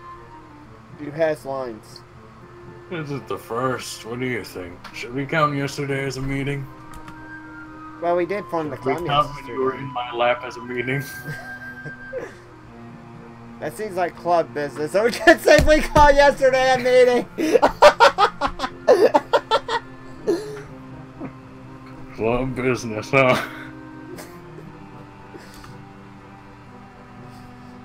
Oh god. Aizawa smiles in his usual stilted and awkward way. I wonder if the muscles in his face are just not shaped correctly to let him smile naturally. You really do have a knack for this, I think. Logical thought processes, that is. I guess so? Scientist speaks with authority, Midoriya. The answer here is yes, I do. All Mighty's copying you. Ha ha ha. Ha ha ha! Look at me! I'm a big dumb stupid! Look at. Hey, Mr. Aizawa, can I do an impression of him? Sure. Eat this. That was terrible. You sounded nothing like him. Sounds more like this. Hey, I'm a big dumb stupid! Like that. My voice sounds better than that. Now. No, it's like yeah. I am the great papyrus. What? Where did that guy come from? Mr. Aizawa, there's a weird skeleton in the classroom. I'm too old for this. Let's stop being old. I wish I could. I wish I could. I had to fix my phone because my phone's acting up. Because yay. Okay. Oh, did you read that or no? I did. Okay. That's what started the conversation. Go ahead. When the world wants to know how it works, we tell it, even if all we got is a decent hypothesis. Come on, Woody. That wasn't. Why are you saying Woody? It's Boney, not Woody. Call him as he is.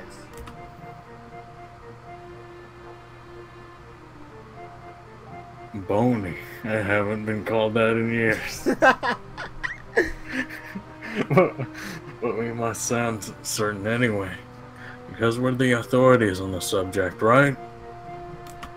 He chuckles to go along with his awkward smile at his awkward joke. I'm doing my best not to grimace, but I don't think I'm being too successful.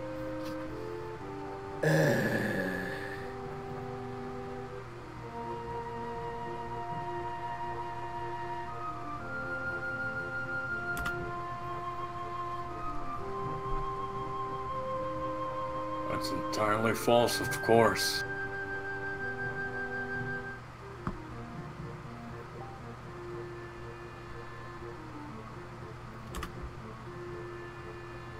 We know a lot, but nobody's an expert on how the world works. Only because nobody can be sure, with no certainty. There are no experts. But we like to pretend sometimes. There are some Except in things, the social sciences, those are stupid. there are some things we can be certain of, right? Yeah, but no.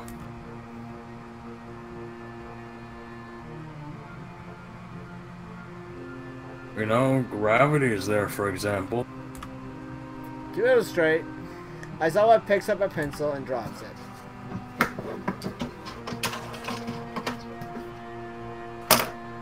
See?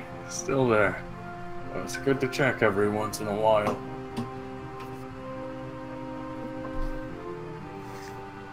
I can still see it on my end. She's saying chat froze. Okay, there we go. Why are things breaking? Oh, well. That's why you still see researchers mucking about with gravity. We're pretty sure we know how it works. Something isn't how we think it is. So you check, check, and check. That's science in a nutshell, Hisao. Who's Hisao?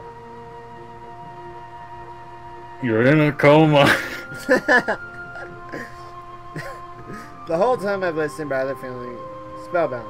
Aizawa seems really passionate about this stuff, I think. Yeah. It's hard to tell sometimes. How the world works. How humans work. How the universe works. All these questions to be answered, and depending on what I go into, I could even figure out a way to fix my heart. That being said, I don't think that's a real priority for me. Besides, if we start discussing the book he gave me yesterday, I find myself more and more interested in that than my heart condition. Before we realize it, an hour's gone by. Well, let's call this a meeting over for now, okay? We'll have another meeting tomorrow, or the day after, or next week, maybe. Next month for sure. He considers this for a moment. You still here next year? Call it the day after. I've got a lot of napping to do. Okay, see you then.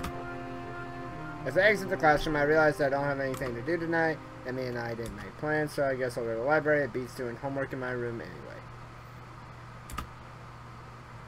Hey, what's up? Don't you have a lot of napping to do? Yeah, but I procrastinate. No wonder you can't. No wonder you're such an idiot. Excuse me? The library I always... don't expect that kind of talk from my prized pupil. See, this just proves you're an idiot. The library... No, you are, but what am I? An email.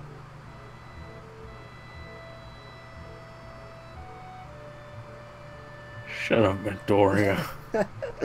The library always seems cooler than the rest of the building, probably to keep the books from getting damaged by excessive heat and humidity. Starred Poople.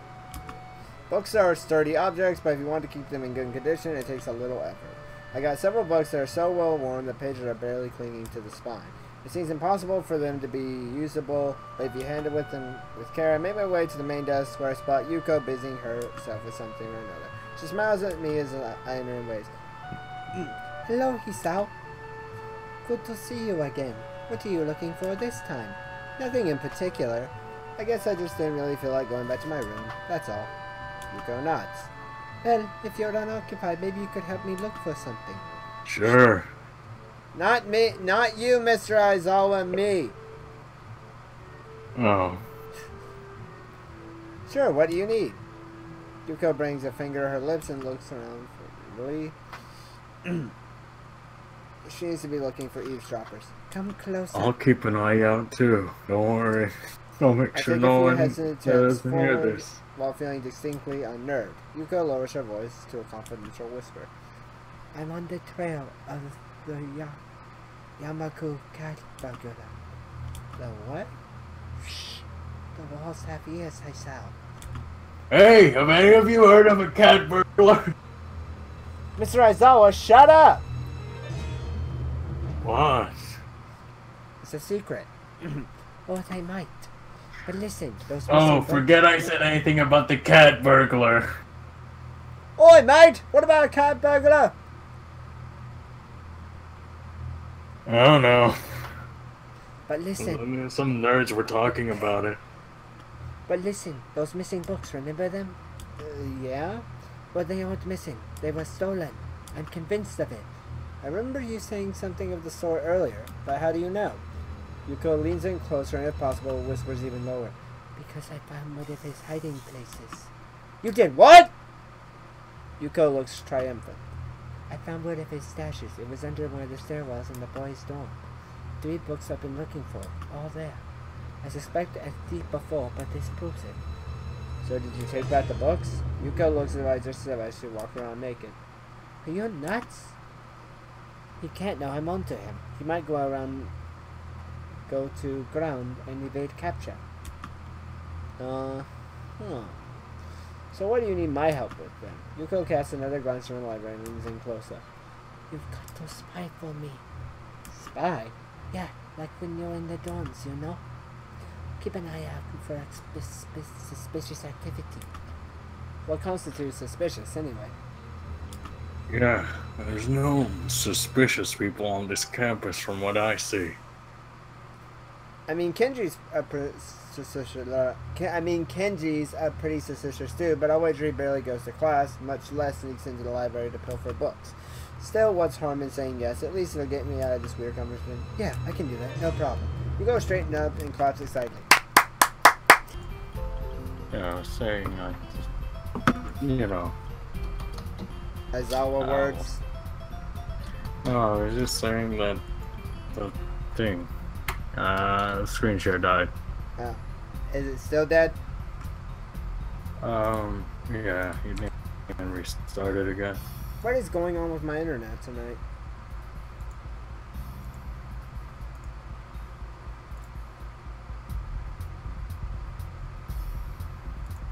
Okay, things back to normal now?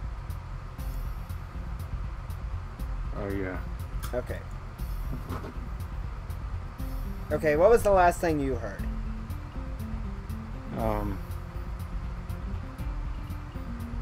Did you hear Emmy DeVito? What? Oh yeah, she was talking about who I was running with. Oh, whatever. Yeah. I deduced that if you were going to run with anyone, it would probably be her. She looked pleased with herself. Impressive. Anyway, yes, we've been running in the mornings, and we kind of started dating.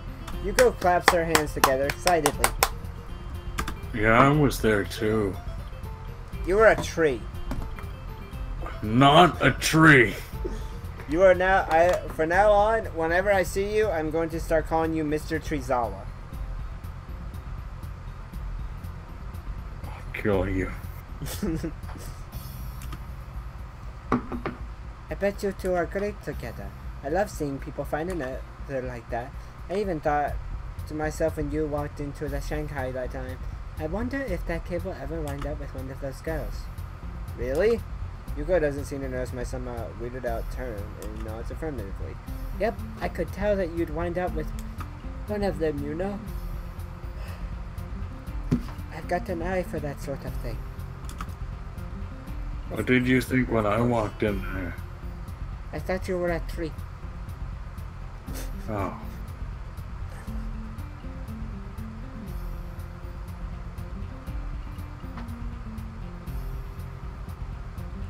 Oh no, did your internet just die again? No, I was typing.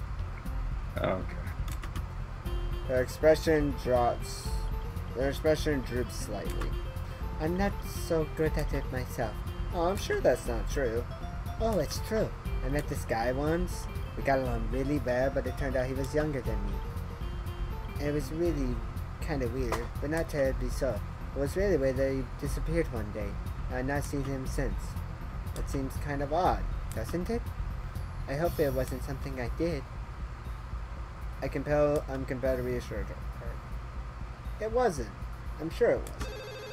I intend to try to calm her down further, but both of us jump at the surprise when ringing suddenly goes from my pocket. Yuko sighs to say to her house. I pull the phone from my pocket. I feel a little sheepish for indirectly causing an I don't know. Hey. Huh? Emmy, what's up? Is it Emmy? Yes. Oh, thank God! I haven't called your phone before, so I didn't know if this number would work or whether you would pick up. And is Aizawa there? And I can't. Whoa, Emmy, slow down. What's wrong? There's a pause on the other side line. during which I can hear Emmy trying to control her breathing in order to calm down. Something's got her terribly agitated and it's starting to agitate me. Can you stop by? Like now, or shortly after now? Yeah, I can make it. Not you! Oh. Is it never me? I really, really need to talk to you. There's a tone of pleading in the last sentence that I don't heard from her. Of course, I'll be right there. Hold steady, okay? In my increasingly agitating state, I apparently started saying things that don't make quite sense.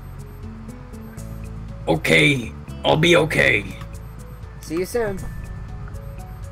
I pressed the button to end the call before slipping the phone back into my pocket, apologizing to Yuko for running off. Hey, did you tell her I said see you? No one wants to hear shit from you, Mr. Mr. Treezawa. Oh. You're a tree, by the way. I'll stay in the library for a bit. Perhaps at some point I would have stopped to think that by this seminar how suspicious it looks for a guy to be entering the girls' dorm at this hour. Except now I'm more concerned with getting to Emmy and finding out what's wrong and how I can help her. I knock on the door and greeted by a subdued... Come in. Something's very wrong as I stare at the scene before me. Emmy's there, yes, but she's in a wheelchair and her legs are missing. I glance around the room and see them sitting in a corner like light-beams have been thrown there. Emmy responds to my entrance with a lopsided grin that is both pleased to see me and completely, utterly heartbroken. Hi, Sal. It looks like she's been crying. If she was, she stopped now. I notice I'm a little out of breath, having taken the stairs 2 at a time in order to get here. My heart doesn't seem to mind the strain, though. I file this happy fact away for later consideration. Like when I'm not staring at a somewhat dumbstruck at my girlfriend in a wheelchair. Realizing I'm still not responding to her greeting, my brain lurches into gear. Emmy, what happened? Yeah, what happened? I thought you were in the library. Get the fuck out. Closes the door. No. Guess I should have listened to you, Hisao. My leg's got a nasty infection. I'm not allowed to run on it for at least a couple of weeks.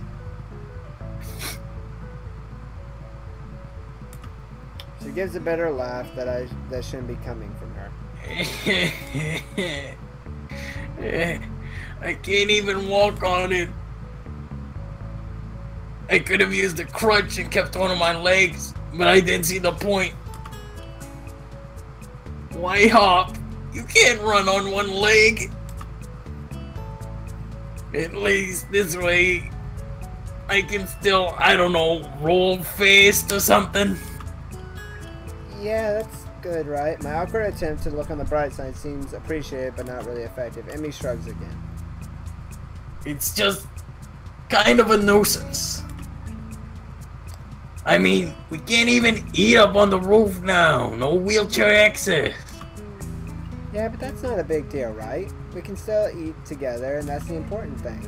That lopsided grin again. It hurts to look at. I suppose so, yeah. Like I said, it's a nuisance. I mean, I haven't really used a wheelchair in... Thanks for a minute. Maybe 7 years, something like that anyway. A long time. I'm afraid I'm a bit out of practice. Well, fortunately, it's only temporary, right? Emmy nods. Oh yeah, of course. It's not like I've lost them permanently. But it's a pain in the ass all the same. I nod sympathetically. It's not much else I can do after all. What am I going to do? Say I told you so? Though I did tell her to get that leg looked at. By the time I noticed, it was too late anyway. Do you need help with anything? Or that is anything I can help with? Emmy shakes her head. Yeah, is there anything we could help with? Get out of here. Window, bitch. Lowers the blind. Oh. That's your usual grin. Nah, I can manage fine by myself. Although, if you want to help me over to my bed, it would save me the trouble of rolling over there myself. I blush in spite of myself. Emmy giggles. You're such a prudy, Sal. I know. I'm not a prude. I just wouldn't want to take advantage of a young woman such as yourself. It's ungentlemanly. I wheel Emmy's chair up to her bed, easily scoop her up and deposit her there. She quickly sorts herself out and sits on the side. She's actually a little heavier than she looks. It would be rude of me to observe this aloud, of course. Man, you're kind of heavy. Ow, my face! You said you wouldn't! He did that just because he knows how she is, right? Yeah. Emmy hits me with a pillow. Hey, can I join the pillow fight this time? No! Oh. Yes. Hey, just saying. That's all. Must be all that running. At the mention of running, Emmy's grin falters slightly. Well, I guess I won't have to worry about that for a bit, huh? Maybe I'll lose some weight. That's what you do to lose weight, right? Cease physical activity. I'm pretty sure that's what the nurse would recommend. Speaking of which, are you still going to be showing up in the mornings? I'd hate to run up... Ah, shit. Emmy's sudden interjection is more disquieted, murdering than anything. Hey, that was fucked up, Sal. Because I look over and shock. She's leaning forward, trying to cover the fact that she's crying by covering her eyes with her hand. Of course, the subdued sobbing makes it pretty obvious she's crying. Hey, I'm sorry. Forget I said anything, okay? I place a hand gingerly around her and pull her close. I can think of nothing else to say or do. How do you confront someone who's just lost their legs again? Emmy wraps me in a hug and stays that way for a while. Sorry. I'm pretty bad at this whole comforting thing, I guess. Don't say that. I'm fine. Really. Her voice is slightly muffled by my chest. I pat her head reassuringly. That's the spirit, right? You'll get through this fine. I know it. Besides, I'm here to help you, remember? Emmy lifts her head and stares at me with tear-stained eyes. Can you? Can you really? She's grinning lopsidedly and something sparkles in her gaze. I can't tell if I'm being mocked or not. Of course, I mean, sure, you're a bit heavy, but... My witty comment is caught by the sudden press of Emmy's lips on mine. I'm caught off guard and rewarded by hitting my head against the wall, against her bed. Ow. Emmy pulls back. Hey, look, it's Rick. Someone who never seems to pop up anymore. Emmy pulls back, trying to look concerned rather than she's about to laugh. Are you okay? Sorry, winky face. I rubbed my head refutately and grinned back at her. Caught me off guard there. Is that going to become a habit? Am I going to be lectured by midnight and all night more? At the mention of the duo, Emmy giggles. Honestly, those two. I know, right? If I didn't know why, I'd be utterly confused as to why she hangs around with someone so bossy. Which one are we talking about? You know exactly which one he sound. Misha's hardly bossy. So what's the reason then? Huh? The reason why All Might hangs around midnight. Emmy waves my question off with a smile. No idea. I'm just a spy. I come and go. Well then. Okay, I will accept that. I see. Anyway, you seem to be forgetting the original question, don't you? Oh yeah, I guess I am. You wouldn't mind giving a guy a little warning, would you? Otherwise, I'm liable to wind up with a concussion. I emphasize the point by rubbing the back of my head. Emmy giggles madly.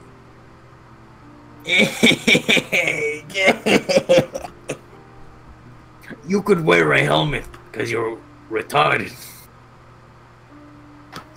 Some kids here do, you know? That just made it worse! That's horrible. It's just awful. Or I could just take revenge. I grab a pillow from beside me and whack Emmy over the head. Emmy topples over in the bed and lands on the floor with a thump. Her arms promptly reappear on the bed, and she manages to pull herself back up. She has a surprising amount of strength in that little body. Her face is turned downwards and away from mine, making me think I might have accidentally hurt her. Emmy, are you okay? You didn't hit your... A hand shoots up and grabs my collar. She pulls me in with a sharp tug. Her face now barely an inch away from mine as she grins cheekily. Emmy? She gives me a sharp headbutt, our foreheads making quite a loud thud. Ow! I sit back and rub my now sore heads. Emmy smirks victoriously. How's that for revenge? No fair! You can't take revenge for revenge. For someone missing most of her legs, Emmy's surprisingly agile. I swipe her, but she deftly rolls away and hits and lands a hit with her pillow. Give me a second, dude. Yes? Method actor, I used my head to make that sound with my mic. You actually... Ow, I feel so bad for you now. Oh, that hurts. Well, now you know how I feel. Oh, man. Give me a second.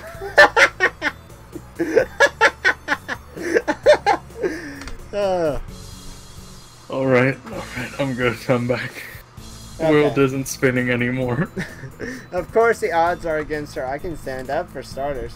Oof. Oh. Oh. Oh. I guess I can after all. Emmy seems to have effectively tripped me up and is now sitting primely astride me as I lay on my back. I'm not even sure how she managed it. I win.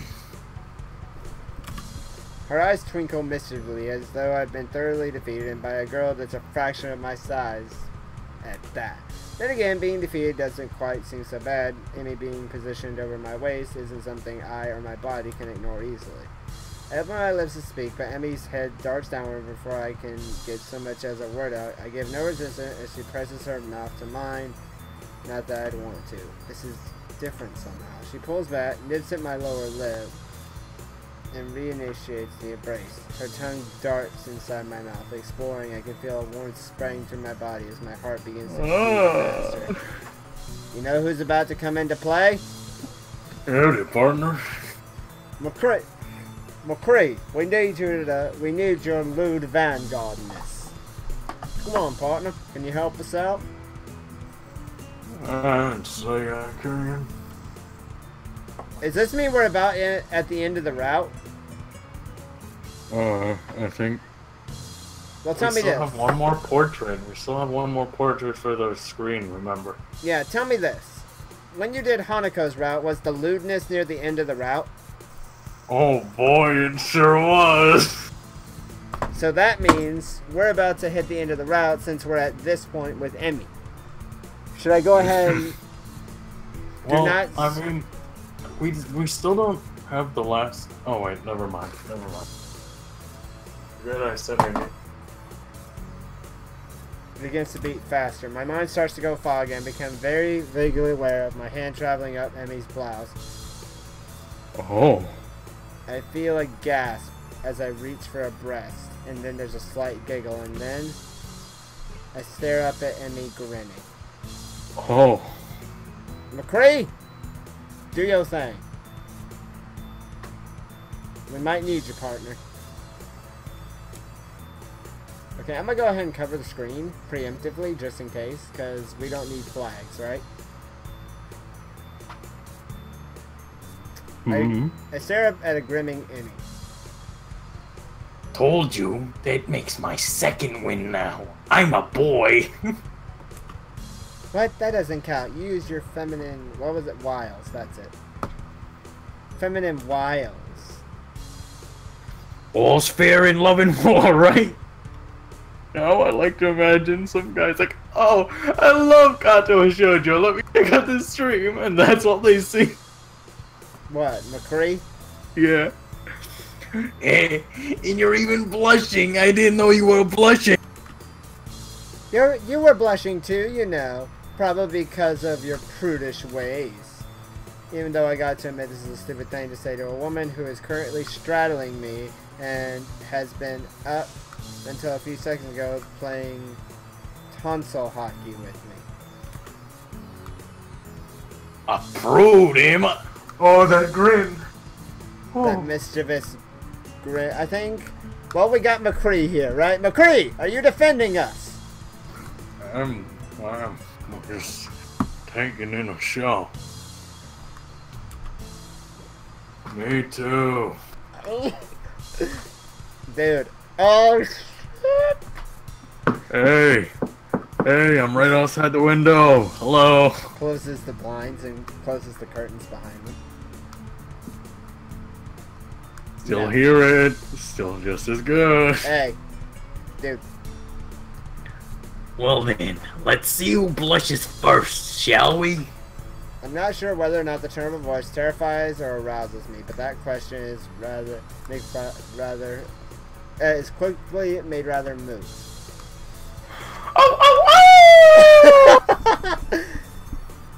Yeah! McCree, defend us! McCree, are you defending us? I'm defending something, alright. An emotion of practiced ease, she peels off her blouse and tosses it carelessly aside. Her bra and skirt quickly fall onto the floor. Ah.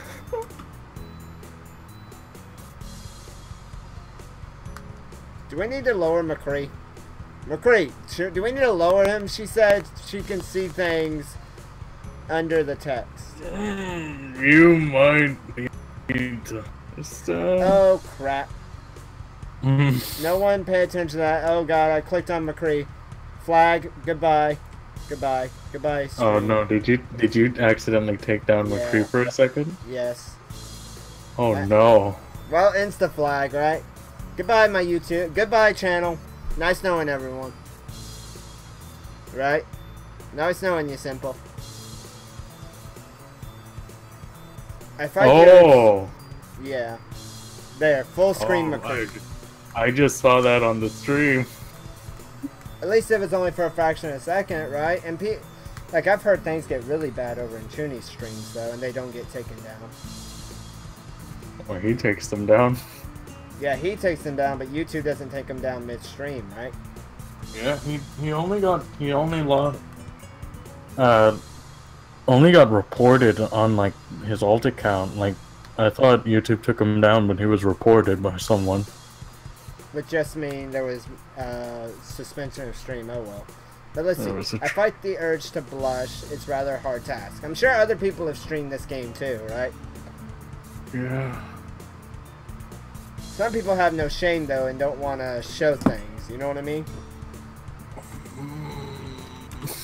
Escalation is it? My own shirt follows suit. They have like the no nudity mode, but we decided, hey, we have McCree. Everything will be fine. Yeah, McCree's the defender here, right? My own shirt follows suit, albeit with some difficulty thanks to my position. Emmy Makyon. You'd better try harder than that.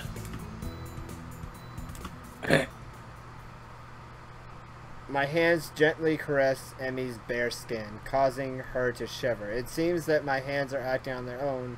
Again, if our position would let me, I probably would have finished undressing for her. I started to say something about Emmy starting to blush, but we both were very rapidly reaching the edge of something barely holding us back. Conversation grinds to a halt, and I feel my arms losing energy. Neither of us, however, is prepared for this new sensation. As an indescribable heat surges through me, coming from both myself and it seems Emmy as well. With one hand at my chest, I steady herself, and another holding mine to make sure I can't have my way with her body again. She looks quite pleased with herself. After that moment of hesitation, she moves, and she moves again and again. As she moves, Emmy's breath hits hers. My breath is starting to come faster and more ragged as well. Lude McCree is Don, you are right. Lude McCree is saving you. Isn't that right, Simple?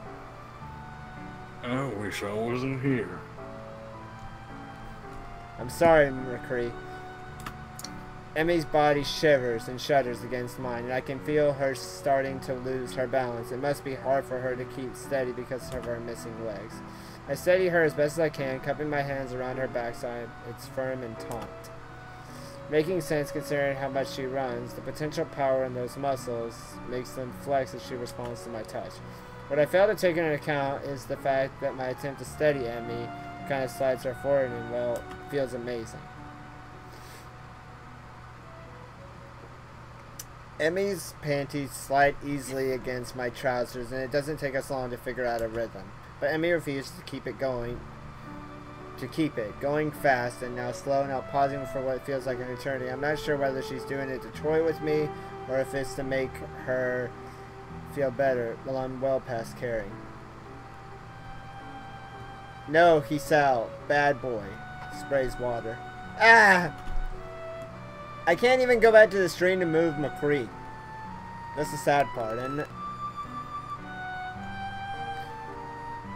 Past caring. The heat between us is growing more intense, and I can't hold back a gasp. The noise only seemed to drive Emmy along. I begin to punctuate her movements with some of my own, which causes her modest breasts to bounce in time with my movements. Her breath begins to come faster as we continue, my own breathing becoming equally quick. This is very bad to have on YouTube. I'm so sorry, Hanako. With her eyes closed, her lips purse unexpectedly. I just managed to lift myself. I have an idea. Just to lighten the mood a little. How about while you're reading that, I'll sing over you. I'll pick a song. This is horrible. Seriously, okay, I'm gonna, just say something. I'm reading it because it's part of the game! And that's why Luke McCree's there, so you guys can't see anything. Isn't that right, Simple? Well, wait. But I need to bring up something real quick, okay? I'll sing over you while you read it. Basically, the opposite of what happened at the end of last stream. Give me a song. But hold on, I want to say something real quick, okay? When you said this game got lewd, right? Yep. I was you know the game Hoonie Pop, right? Yeah. I was expecting that kind of loot, not this kind of loot. You know what I mean? Oh. Yeah, this is a different level if you know what I mean. This is borderline word porn. Right. So, yep, I picked Numb by Linkin Park. I'm okay with this. I actually like, as long as we don't get a copyright strike, I'm okay with this. Yes, because my terrible singing is good enough to get a copyright strike. I know, right? Just don't play. Are you playing it with headphones or something so you can hear it? I'm not hearing it. I'm just looking at the lyrics. I don't even remember the beat. I'm tired of being what you want me to be. Feeling so faithless, lost under the surface. I don't know what you're expecting of me, but under the pressure of walking in your shoes, caught in the undertow, just caught in the undertow. Every step that I take is another mistake to you. Sliding faster and faster, panting heavy as her voice seems unable to convey. I've become so numb, I can't feel you there. Become so tired, so much more away. Becoming this, all I wanna do is be more like me and be less like you. For a few seconds, can't you see that you're smothering me? Holding too tightly, afraid to lose control. Everything that you thought I would be has fallen apart right in front of you. Caught in the undertow, just caught in the undertow. Every step that I take is another mistake to you. Caught in the undertow, just caught in the undertow. Every second I waste is more than I can take. You need to read. So, did I blush?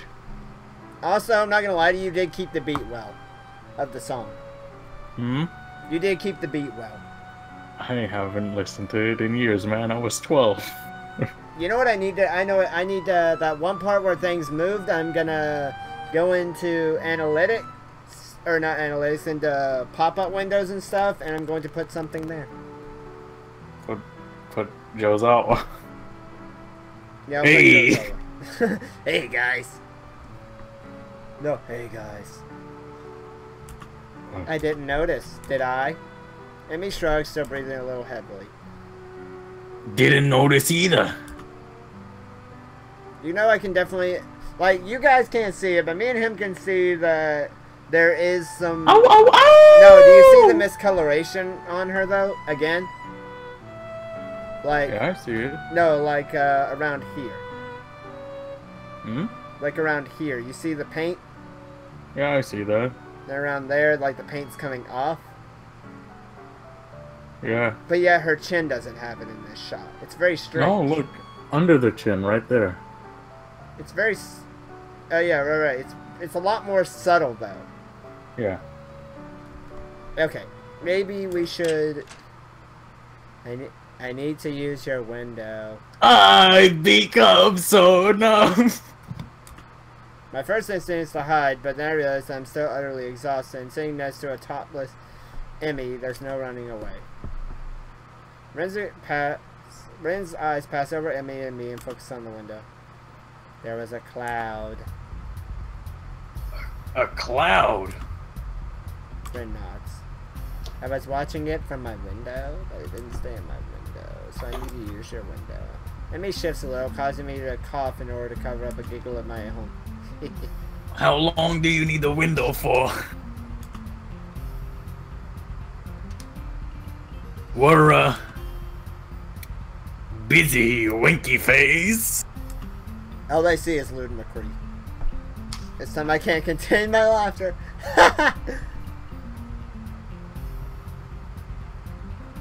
Apparently Dawn wants you to add her on Discord. You know what? I know I have both your Discords. I'll send your Discord information to her. How about that? Alright. I'll do that after the stream, though, because... So, I got one question for you, Simple, even though no one else knows. I need to take a cold shower after this. And then pass out, considering you got a morning workout. Morning, afternoon, and evening, kid? Come on. I think we're... this has to be the near end of the route. Ren ignores both Emmy and me and peers out the window. Her shoulders slump and she looks disappointed. It changed into something else. Disappointing. Emmy is having trouble keeping a straight face. Sorry to hear that, Ren.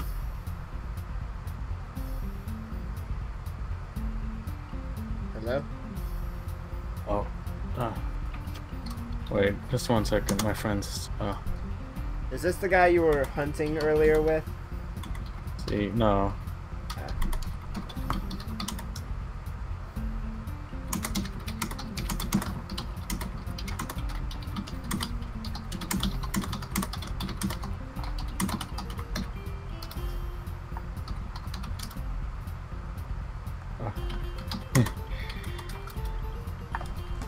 Wait.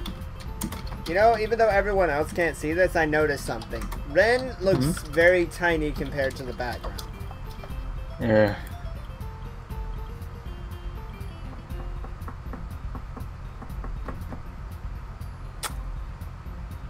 You know, one second. I'm just clearing something up. Alright.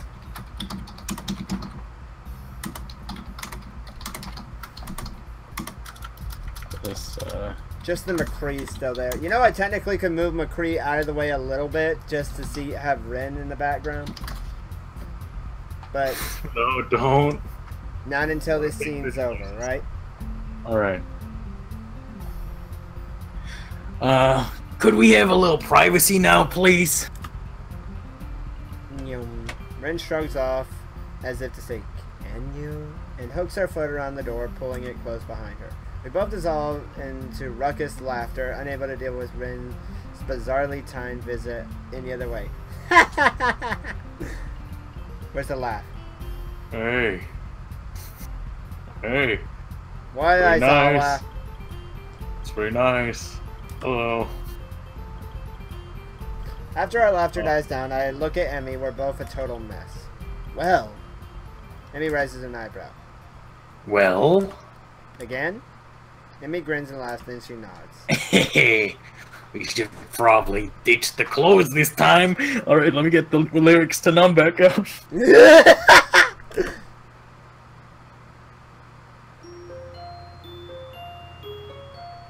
How is that not the end of the route? Oh, I remember what I heard about this route. Oh. What I about know Emmy's now. route? The sunlight I breaks. remember now. Okay, I think we can move McCree now, huh? And then Emmy pops up. I'll keep him there security for now. The sunlight breaks through my window shortly before my alarm ruins the morning silence. I feel sore. The events of the previous evening suddenly intrude upon my consciousness. I found myself blushing. That was an eventful evening, and it explains perfectly the soreness in my lower back. The walk back, I recall, had been rather tense. My trousers had been soiled. I washed them off in the bathroom before going back to my room, but there was still a fairly obvious looking stain on the front. Fortunately for me, the only person I ran into on my way back was Kenji, and he didn't notice a thing.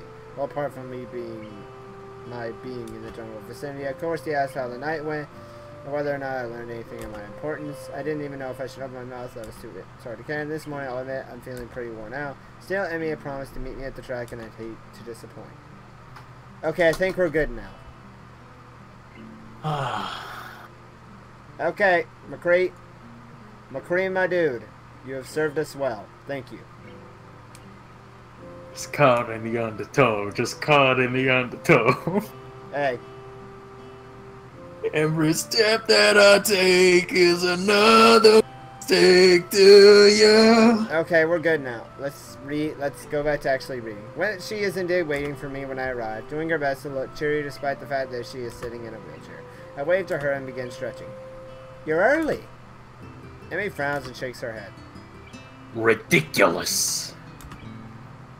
You're late. Overslept, Hisao. All tuckered out, winky face. Oh my god. Well, at least she seems more like her old self. As expected, she doesn't seem shy about mentioning our previous section. Hey, you're lucky I could show up at all. After all that cardiovascular activity last night, I really thought I'd have to see the nurse afterwards. Nice, Hisao. Emmy laughs out loud, then her son becomes concerned. Hey, that's not a... I mean, you're not... Go on, spit it out. It's just that it would be hard to explain if you had an episode while we were... Oh. Oh! Now that you mention it, it's a legitimate concern. I certainly hadn't thought of that last night. Of course, other than more pressing concerns have been at hand. Well, I didn't think anything we do is going to be any more of a strain than these morning runs, and I can handle those still fine. Just Emmy considers this point. A devious light appears in her eyes. Oh, her eyes! Dude, that's a new expression, isn't it? Yeah, it is. It really is. She looks like an anime villain, doesn't she? Now that I've stolen your virginity.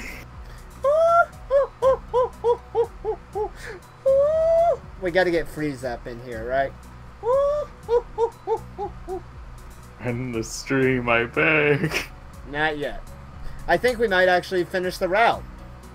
The light vanishes and Emmy grins refutely at me. I can't help by feeling vaguely suspicious. I seem to have forgotten a pair of gloves. You know what I need to do? You know what I'm gonna do? We're gonna turn this off. Why? For a good reason. What's that? Because since it seems as though we're ending near the end of the route, I need to be able to instantly just switch from the game over to OBS. Get what I mean? Nope. What do you need a pair of gloves for? Emmy indicates the chair in which she's seated. For this, of course. Sure, regular moving around is well and good without him, but I want to be able to get a good workout. And to get that kind of speed, you gotta have gloves if you don't want blisters. Is she gonna turn into what is it, Buffski? Buffsuki. Buffsuki, is that what she's gonna transform into? So, you are my woman now. So why are you wussing out? So what, are you wussing out on me then? Do I have to do it alone? Emmy thinks for a minute or pretends to. If I remember right, there's a spare pair or two in the track shed. So she obviously wants to do it then. But in her normal school uniform, I expect her to wear her gym outfit for something like this. Wait, what are they doing there? Emmy looks askant to me. Seriously, you can't think of why a shed full of track supplies at a school for the disabled would have racing gloves? Well, when she puts it that way, I guess it makes perfect sense. Hey, I'm still getting used to this place. Give me a break, huh? I guess I can let it slide this time. So, are we really getting... This really seems like near the end of the route, doesn't it? Bow, chicka, bow, wow. So, I've avoided every bad end so far. Bow, chicka, bow, wow. Now, come on. I'll need your help, Winky Face. McCree? My boy, I'm gonna need you. I can't imagine what for... What? I don't care anymore, man. Come on. Let me see.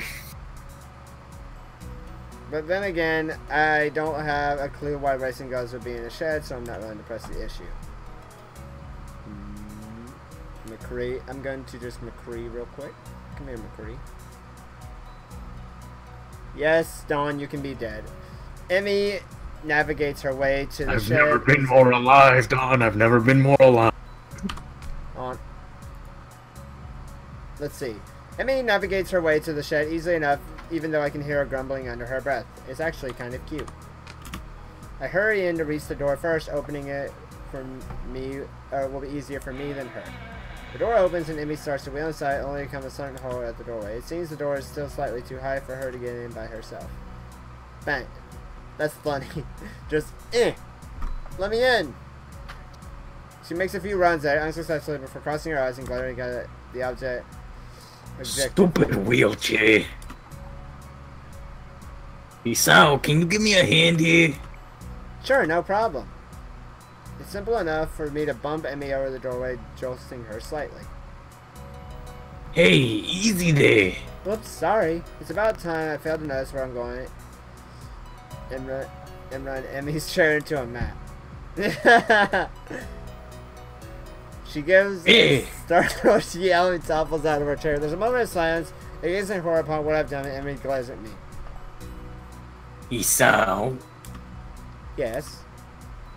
promise me you'll never work at a hospital. Sorry, I didn't mean to. Emmy giggles, holds up a hand. Would you kindly help me back into my chair, Isao? As I bend down to pick Emmy, she grins suddenly and pulls me into a kiss that quickly has us both unconcerned about getting her back into the chair. In fact, I move a little bit more of a comfortable position. I confess that the chair is being pushed out the door, which, startled by the passage, swings shut. Heyo! My boy McCree. Oh, oh, oh! What? Why can I not select McCree? Thank you. McCree. Full blockage. Thank you, good sir. Should I get the lyrics out again? Possibly. But let's get... Oh, shit. Okay. Let's see. I started to discover that she... No, right here. Well, as we've got privacy now, I've become which is a good thing, as my hands will quickly remove Emmy's blouse and skirt. So tired, so much more aware. I'm starting to discover that she forgot to put her bra on today. Did she All plan I this? wanna do is be more like me and be less like you. I've become so numb, I can't feel you there. I'm tired of being. You've got reading. You've gotten pretty good at The Wait, I'm out of lyrics for now. Another song. Wait. Breaking the Habit by Linkin Park. Do that one. Why not? Let's stick with Linkin Park for now. Sounds good, alright? Alright. We're gonna get copyrighted anyway, so let's have some fun. Alright. Okay, you ready? Yeah. I do try. Okay, start singing Breaking the Habit. Alright, 1 second. Oh, wait. I don't... Dude, I don't know the thing to Breaking the Habit at all. Look it up! What, like have the song playing? No. Okay, go to Google. No, like, I don't know... Do you see the thing about, the other... Numb is, I kind of remember it from, like, years ago, the beat to Numb, but Breaking the Habit, I do not. I'm gonna pull up a video. Okay, wait. What I've done? Do you know that? Hmm? What I've done. Don't think so. Never, I'll just, sing along with the video. Can you hear it? Yes. Oh. We don't need copyright strikes. Rick, do you know Never Gonna Give You Up by Rick Astley? Yes. Okay, we'll do that. Just do that, something. We'll bring a meme into this game. Alright. Wait. We're no strangers to love. And he puts his in my chest. You know the rules. I draw And back so the puzzle and do stuff. I. A full You've got something to commitment's read. what I'm thinking of. You wouldn't get this from any other guy. Dude. I've got a confession too, Isao. Oh.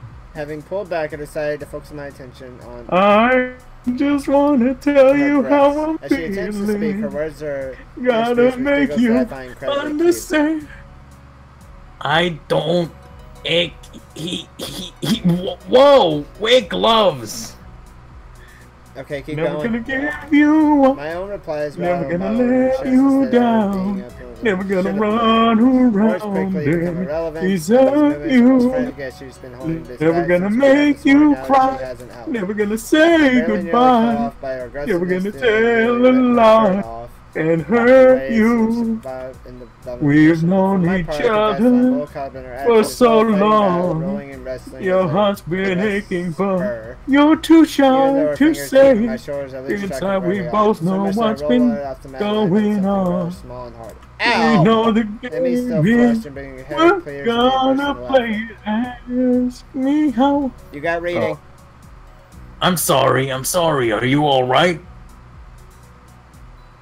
And if you ask me how I'm feeling, don't tell me you're too blind to see. Yeah, I think so. Not sure where I landed on that. Reach on my back and pull the outside. Yeah, expecting it closely. Never gonna let you down. Never, Never gonna run around and shoot up desert you. Laughing hard. Never gonna make Somehow, you I cry. don't think this is Never gonna tragic. say goodbye.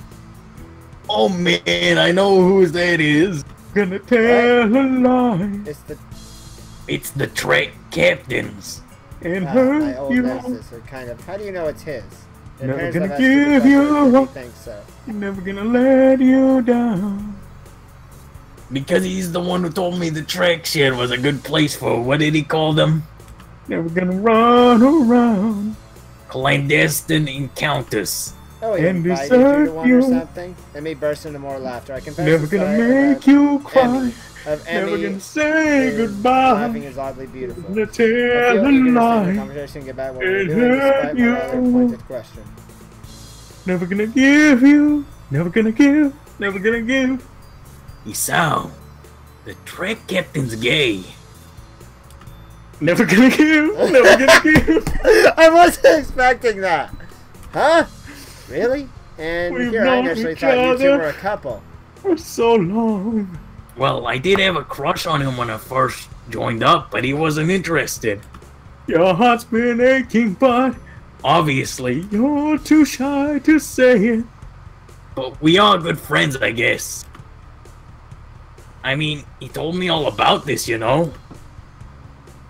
I hesitate we to both ask. know I really what's do, but been ask anyway. going But what does he on. need the We know the game, lemon man. for anyway? I mean, he Just doesn't. play it.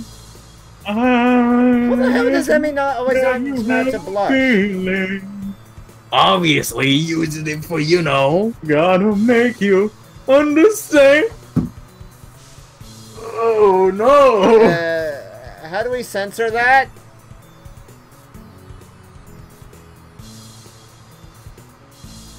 Analyzing. Good enough.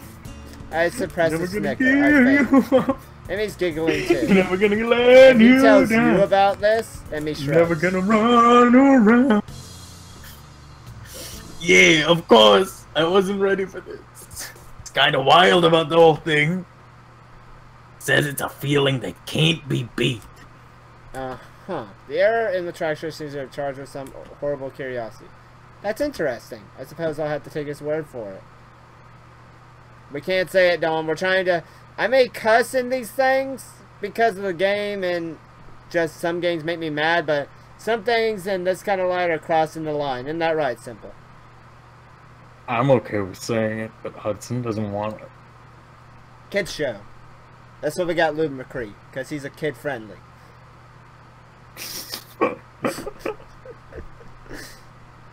He's a cowboy. Kids like cowboys, right? Yeah, my favorite kids movie was Brokeback Mountain.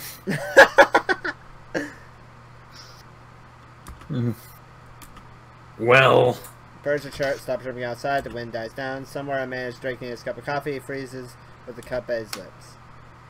we could maybe try it. My jaw suddenly drops and spontaneously unhinged and hits the floor. Clomp. Ah. What? Emmy is finally blushing, rubbing the back of her head refutely. Well, it's just that we can't really do what we did last night, you know? It would be a little...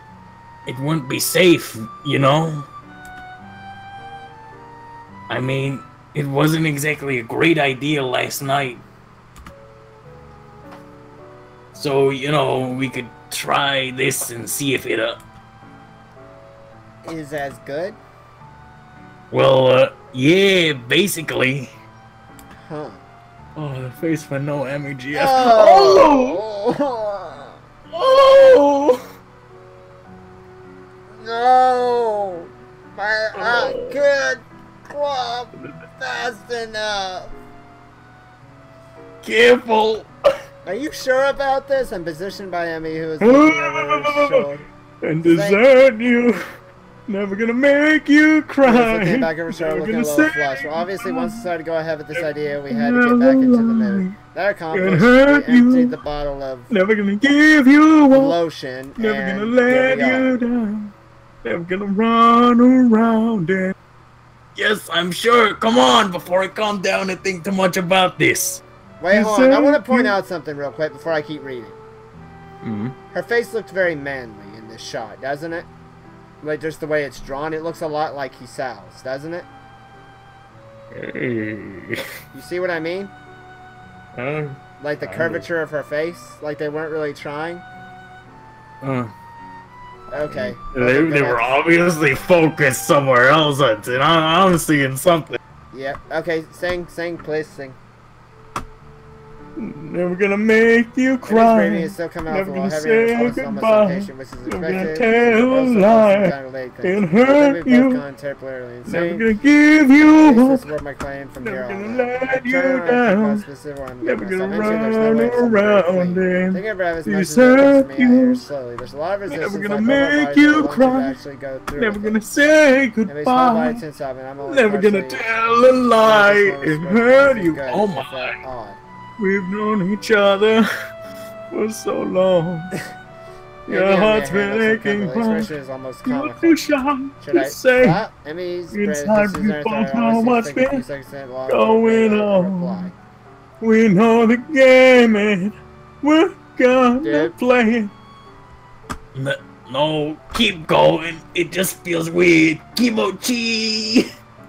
I'm curious. What if I click this? What happens? Oh. Nothing Oh, changed. cool. Cool, man. Wait, nothing changed. Probably because you have to click it like before the stuff actually starts. Ah. Kimochi oni-chan. Yamete. She giggles. Hehehe. I can't. Okay, sing! What's that? What did I... If you ask me how I'm feeling. Do you know Boulevard of Broken Dreams by Green Day? Oh, yeah. Do that now. Alright. We're just trying to alternate singing because this is horrible. I walk a lonely road, the only one that I have ever known. The lotion Don't know where it goes, uncomfortable. but it's only me. I walk to work. I walk this empty street on the boulevard of broken dreams, where the city sleeps, and I'm the only one, and I walk alone. Are you going to try moving, or are we just gonna sit here feeling silly? Okay, sing, hurry. I walk alone, I just want to walk give you a alone. chance to adjust. It doesn't make any sense. How do we even decide to do this? I walk alone, I walk alone. I don't know. There's really any.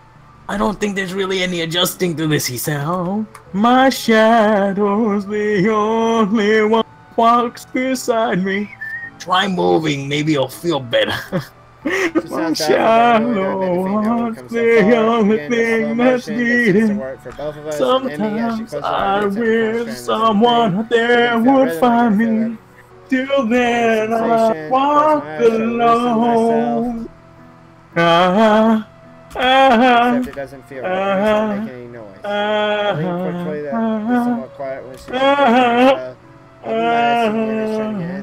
I'm walking down the line that divides me somewhere in my mind, on the border of the end. Situation. I don't want to stop. I don't know the lyrics here.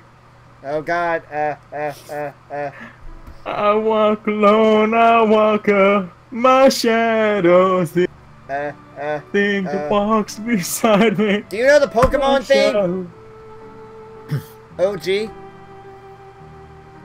Pokemon.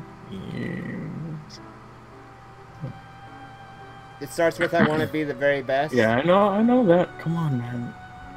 I wanna be the very best, like no one ever was. To catch them is my real test. To train them is my cause. I will travel across the land, searching far and wide. Teach Pokemon to understand the power that's inside. My own hits increase as my Pokemon, gotta catch 'em. It's you and me. Only the feeling in my hands. I know it's my destiny. My voice is cracking. I can't read this. I don't want to read this. A heart so true. A courage possibly. will last. Oh my God! Sorry, I'm going to.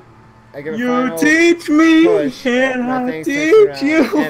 Pokemon, gotta catch 'em all.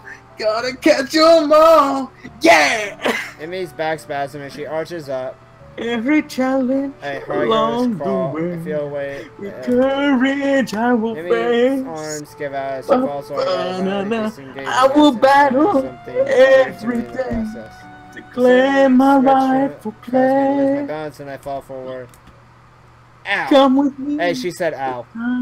Right. There's no better team. I quickly roll off and prop myself, trying to ignore the pain. On and on. Yelps we'll as she win rolls this over. fight. She grabs a couple It's of tissues always with cat been handy a and cleans up dream. before getting dressed. Pokemon, Still gotta catch 'em. It's you and me. I know it's my destiny, Pokemon. Oh, you're my best friend in a world. Okay, you got lines. It hurt at the end. Yeah, it was probably not a great idea. Emmy squirms in order to sit down without any pain. Judging by her wincing, it doesn't really work. Yeah, I'm gonna have to have words with the captain. I don't want to do these routes anymore. I feel like Hanako's route is just as bad. It's a lot shorter, I'll tell you what. And there's only once. Only once. And that ends the route right there? No, then there's a better ending. Like, I say this part could have been completely cut out of Hanako's route and just as good, even better. So Hanako's route is better than her route, than Emmy's route. Well, that depends on your point of view.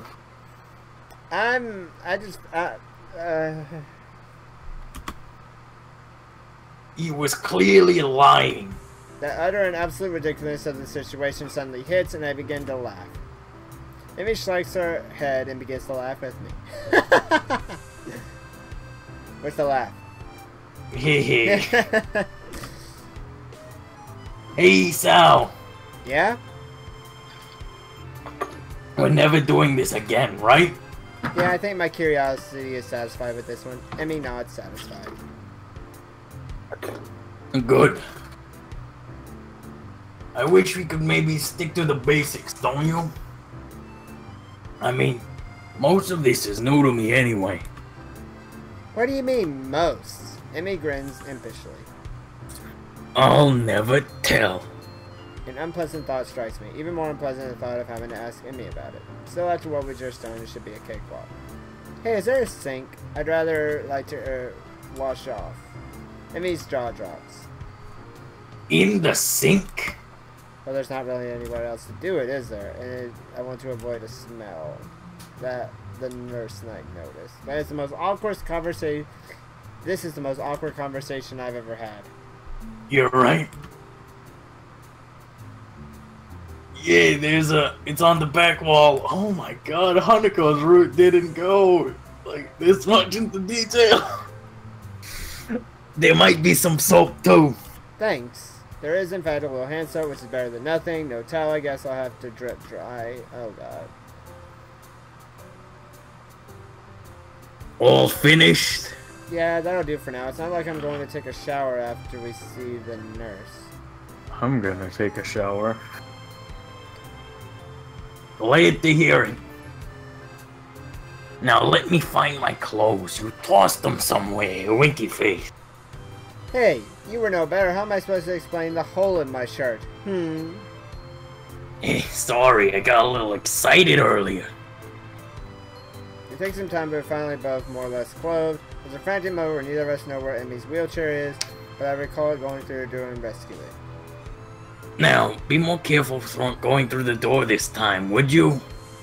Bumps are not my friend right now. I am so sorry we tried this. Emmy shrugs and grins. Well, it was worth a shot, right? Winky face. And anyway, it was good exercise, right? Can't argue that. As we make our way up to the nurse office, I notice Emmy keeps shifting uncomfortably in her seat. God, this feels weird. Good thing I'm in a wheelchair, Sal. Why is that? Because now I don't have to explain to the nurse why I'm walking. Oh, we're never doing this again. The nurse is at least kind of... Yeah, we're never doing this again. Okay, McCree, thank you for your assistance, my friend.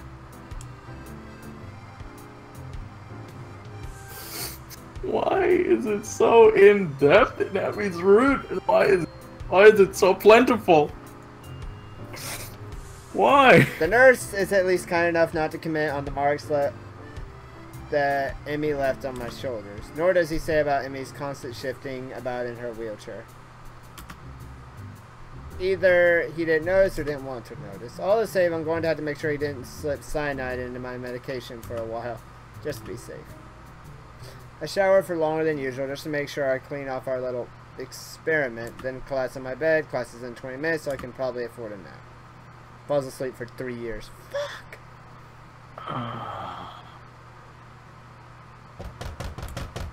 Who's there? That's not how the joke goes at all. I already said who's there. More importantly, what time is it? Even more, what day? I suddenly catapulted in wakefulness by both the fact that there's not stopping and the fact that it's noon on a school day. Not fully where I can remember why I was napping. Better not give it an excuse to Aizawa. Sorry I wasn't in class. I was experimenting sexually with my girlfriend and it tired me out. Yeah, that'll go really well. I wonder who's knocking this Kenji. I guess I was at the door. Strangely, I'm surprised to see Kenji on the other side. Though it appears Kenji's surprised to see me. What the hell are you doing here, man? Well, I was sleeping. Kenji nods in understanding. Knocked out, I see. I told you to be more careful around that DeVito chick, man. This sort of thing happens when you're cautious. You may stand to look at my back of my head. Did she hit you or something? Or was it a draw? Stop trying to touch me. Kenji produces a flashlight and shines in my eyes. You got a concussion? I wasn't knocked out. Maybe you just don't remember. This conversation isn't going anywhere. No, I just had a tired morning and fell asleep. Whatever, man. You had to be annoyed about this. I guess I can't stop you, but you gotta watch out for that girl, man. She's not safe. What? She's not safe to be around. She's one of the most sinister agents. If you don't come with her, there's no telling what could happen. She brought down stronger than you. You just sound like you want this to be over. Yep. What the hell are you talking about? She's not an agent or anything. She didn't knock me out. Also, I highly doubt she brought down that on anyone. Kenji looks almost offended. I don't know why. You don't believe me? That's code, man. Real code. I'm just trying to look out for you. It's what friends are for, you know? The friends? I had no idea. Then again, I wonder why Kenji was. Tail, I still feel like pity for man. For me. He doesn't. Maybe he does think he's looking out for me. I know. I'm sorry about that. Thanks for the warning. I hold up my hand as a sign of peace. Kenji shakes it, gingerly, let my hand get constantly on fire. There's an awkward silence for a few seconds before Kenji remembers she's still shaking my hand. Anyway, I need a favor. What kind of favor? I'm out of money. No, you aren't. You've got money kept in your desk drawer under a black notebook for emergencies. Did you ransack my room? That's not important. I don't mean money anyway. He adopts a very serious tone. I'm about to undertake a major op. It'll blow the whole conspiracy right if I'm right. But it's interesting, so I need you to do something for me in case I can't come back. Sure, man.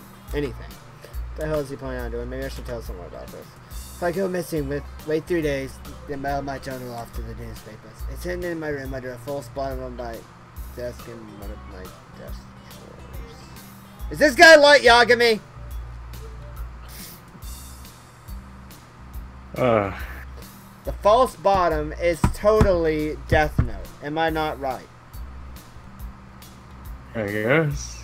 Have you not seen Death Note? No, I've seen Death Note. Yeah, you remember when he had the false bottom where he hid the Death Note? Yeah. Yeah, that's what Kenji's doing. He's Light. How do I get into your room? I don't have a key. Kenji looks at me like I'm crazy. So pick the lock. You know how to do that, right? It's an important skill to learn at a young age. Yeah, of course I know. I'll be sure to do that for you if you go missing. I don't think I want to read Kenji's journal. Either way, Kenji seems pretty happy. I agree to do this for him. Great, man, great. I'll see you around. I got stuff to do. And Aki's gone, dashing the hall. He made it seem so final. I hope I don't have to carry out his final wishes. Shaking my head, closing my door, and watching my bed. Guess I should go to class and only catch the last half of today. But I've come this far without going to class today, and I didn't want to read more of that honking book. Aizawa let me. I'm sure he'll understand. This time the noise jerks me away from my book and experience not unlike being woke up. Who's there? Me, aren't you glad? The voice is muffled through the door, but unmistakably Emmy's. Up, and open the door, smiling broadly. Hey, nice to see you again. Emmy grins back, staring at me from her wheelchair. Yeah, you would have seen me earlier, but the damned elevator wasn't. I had to wait for them to fix it. Why are there 4 people in the stream suddenly?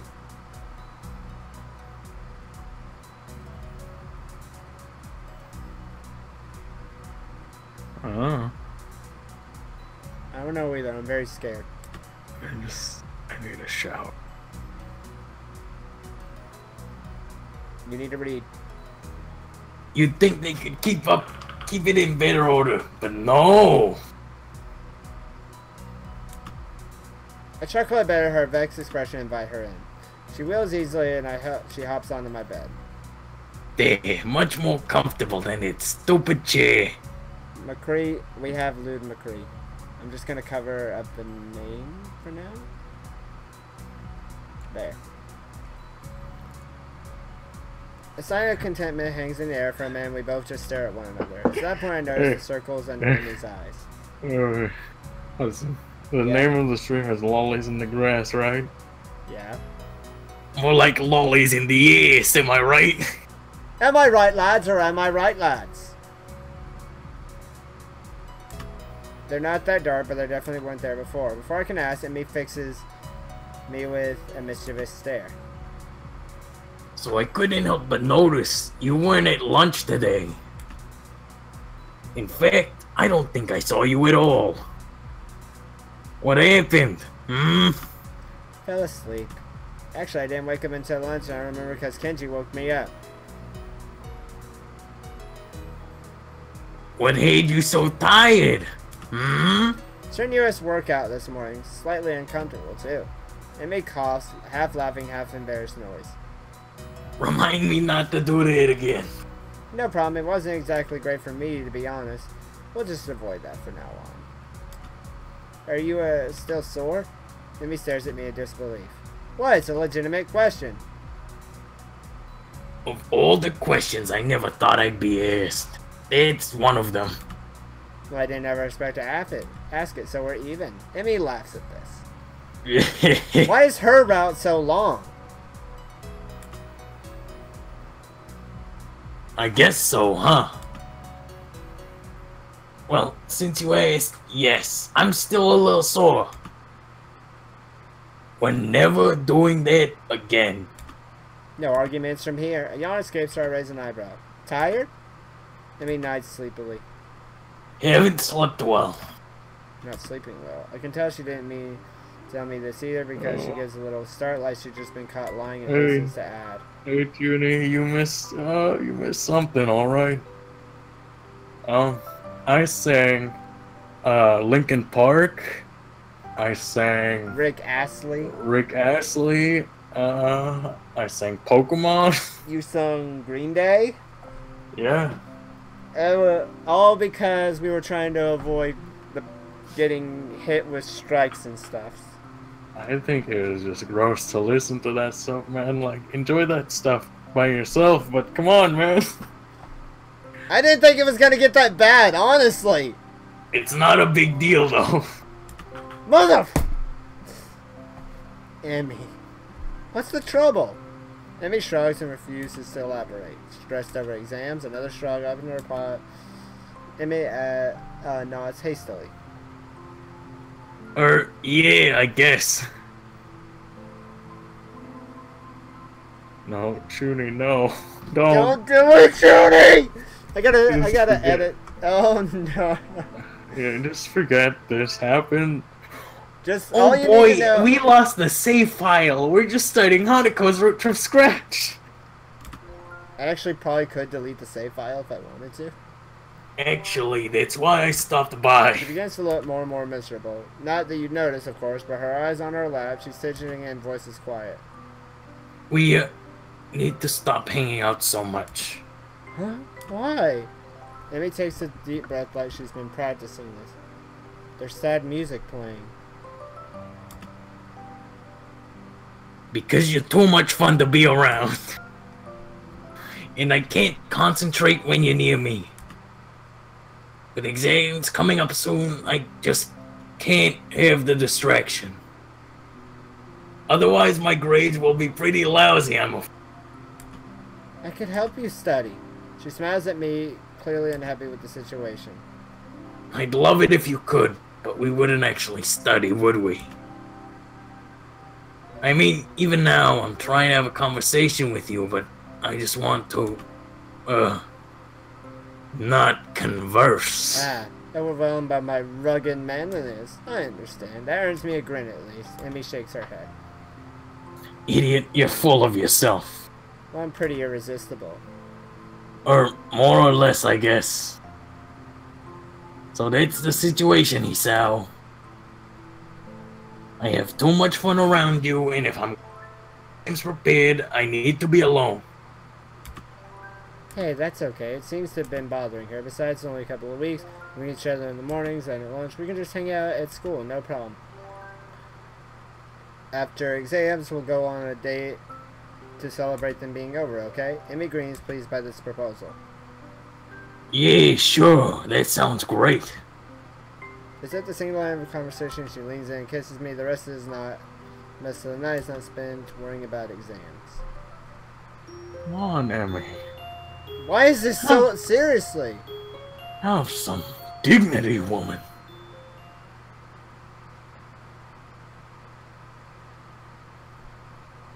It's okay. Why is this route? Was Hanako's route this long at all? 11? A lot shorter? 11 hours. So each route is 11 hours. Well, Hanako's was 11 hours straight. Of course, there was no me messing around and being Aizawa. And there was no me breaking into singing Hurt by Johnny Cash. Or singing Linkin Park, Rick Astley, Green Day. To be fair, while I was singing those, the story was still going on. So it's the fact that we're conversing which is making things worse. Oh well. It should be almost over, and like, it's just about Hanako's route, right? Like, this stuff happens once. And then never again. It's weird how easily Emmy and I can keep from seeing each other after class now. Oh. I need to click over here. Actually, I'd venture to say it's vaguely disturbing. As easily we come together, we seem to split apart without much trouble. It's not exactly true. We both seem pretty bummed after that last night together, and we get to see each other every morning for our runs. And just our runs, we might add. Lunch too. I especially enjoy lunchtime where there are plenty of time to talk about everything outside school, whereas in the morning runs have become increasingly businesslike. I think it's because Emmy wants to make up for our foolery in the storage shed.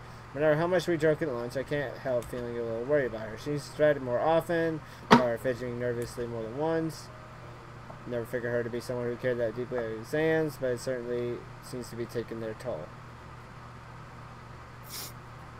She needs to live. Because I'm slowly dying inside. Simple's been dead and Dawn's dying forever. Even though there's just to run up the deep breath before the plunge. Tomorrow's the real thing trials, or the real exams anyway. It's me, I don't actually feel worried about the exams at all. I'm not sure why, but pretty informed my scores will determine my odds of getting into a good university. Oh wait! Oh wait, I just remembered. I do deeper voices for this. Hell, if I'm too captivated now, it can spell doom for my academic career. The old familiar sting. You are someone. Junie just said he's gonna have to watch the upload. But I remember everything. By going into them, I feel confident they'll come out the other side okay. Aizawa thinks that I've got a science examination locked up in me, right? Or he says it'll be the last thing they'll give each other is my exam, Midoriya. It's beneath your time. Then again, it's Aizawa who's telling me this. His praise for me carries the veiled implication that anything less than perfect for me would disappoint, which has actually caused me to fret more about than I should about the exam. As for the reason I found myself in the library today, pouring over the textbooks, pretty simple, some philosophy, a few bits of fraction. A walk in the park compared to my dry English exam, never just go with the language. As I flip through my notes one more time, my mind begins to wander. As the exams are over, things should be easier, so we graduated, then off to college, hopefully. I remember my abortive attempt to find out why Emmy's planning after high school. She seemed to avoid the subject pretty deftly. I could start again. Heck, it seems that about every time I push too hard, she dances around the subject, or distracts me with other means, like a few minutes ago, she runs around. What? Hey, we got a new character. It's her. It's Yuko. I've done it. I'm sorry for my revere by Yuko's triumphant shout. Ah! Yuko seems mortified at my side starting. Oh my. No. I'm sorry. I really wasn't. And it's just. She stirs. I move quickly to calm her down. First she gets too agitated. Whoa, hey. The words seem ineffective. Yuko considers to work herself into complete frenzy. And it's a library, and I shouldn't be easy there. Calm down. And I'm really just setting a bad example. And now I'll get fired because I didn't do anything right. Yuko! Shouting seems to work, though I draw the ear of several other students trying to stand in the library. Yuko seems to chop their attention like a soldier who has just heard the captain bark an order. Sorry. Calm down. It's okay. You just startled me a little. And it's only because I was daydreaming instead of studying. So really, you got me back on task. It's a complete lie, but it seemed to work. Yuko takes a deep breath and seems to calm down a little, though she's shifting around with nervous energy that seems awfully familiar. So what's got you so excited anyway? The Yamaku cat burglar. To her credit, Yuko managed to convey her intense excitement in a whisper. I think I know who it is. I got an anonymous tip to their identity. So I did some spying, and I think the tipster was right. Oh really, who is the burglar? Yuko shuts her mouth, shaking decisively. Nope, I can't tell you that. Why not? It's between me and the burglar. I can't risk you warning him that I'm onto his game. He could tip his hand early and blow town. And I'm left with no pup. Then when Yuko when did Yuko start talking like a hard-boiled detective? I wouldn't warn them, why do I care? If you can't answer that question, then you don't need to know. That doesn't make any sense, but okay. Congratulations, I guess. Thanks. What for? The cat burglar thing? Yuko nods and smiles appreciatively. So, studying for exams? Well, that's the plan. I'm not having much luck, though. Really? Is it because you can't find a book? I'm really sorry. I need to clean up the shelves for weeks now, but I keep getting distracted. I'm so sorry. Whoa, wait! It's not that I got my book right here to illustrate the point and hopefully calm Yuko down. I show her the textbook in front of me.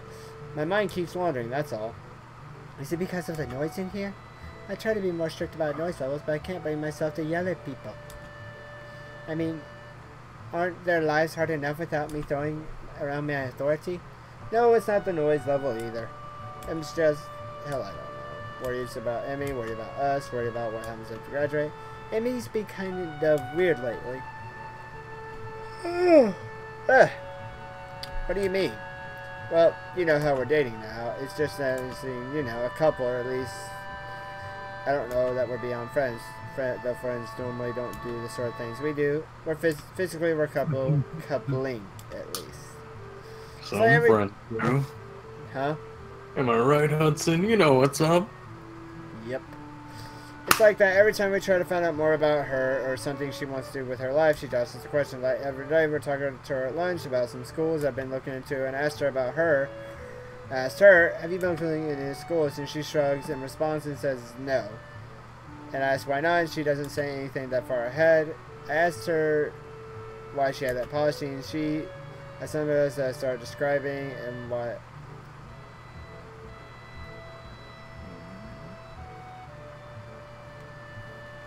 Start describing and wisely decided to clam up. She what? She changed the subject. Wouldn't want to talk about it.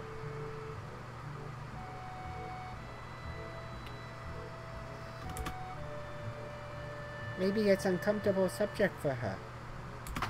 Or maybe she just didn't need to explain it. Yeah, but that's not it. Every time I try to find out what's been bothering her, she changes the subject too. It's like she's being with me, but not getting close to me. Now that's all. Well, I feel worse. You just go digest this bit of information. You know, it seems to me that you're more serious about this than she is. I can almost feel my stomach twist into a knot. She's right. That's exactly what it seems like. But sorry, I'm just talking nonsense. You shouldn't take my advice. You barely know me. I'm just a librarian, and I'm single, so you can imagine I can't know what I'm talking about. No, I think you have a point. As much as it hurts to even consider, Yuko seems trying desperately to soften the blow somewhat. Look, I'm probably wrong, but if you want to make sure of how obviously wrong I am, maybe you should just talk to her. Get some time alone and just ask about it. And don't let her change the subject either. Yeah, maybe I should do that. Or maybe I should just enjoy what I have. We have fun hanging out after all. The runs are nice, and the activities are nice, and talking to her is nice. Do I really need to get closer to her? What I've got now is pretty good. That's silly. I want to get close to her. I want to help her out with whatever's bothering her. Let's see.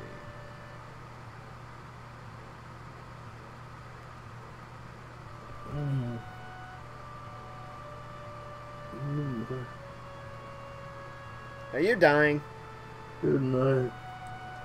You want to cut? Do you want to cut the stream here and pick it up? Like sometime next week? Sure. Huh? Sure. I just did the math. 15.5 hours. Wait, you looked at all the streams? Yeah, and then this one.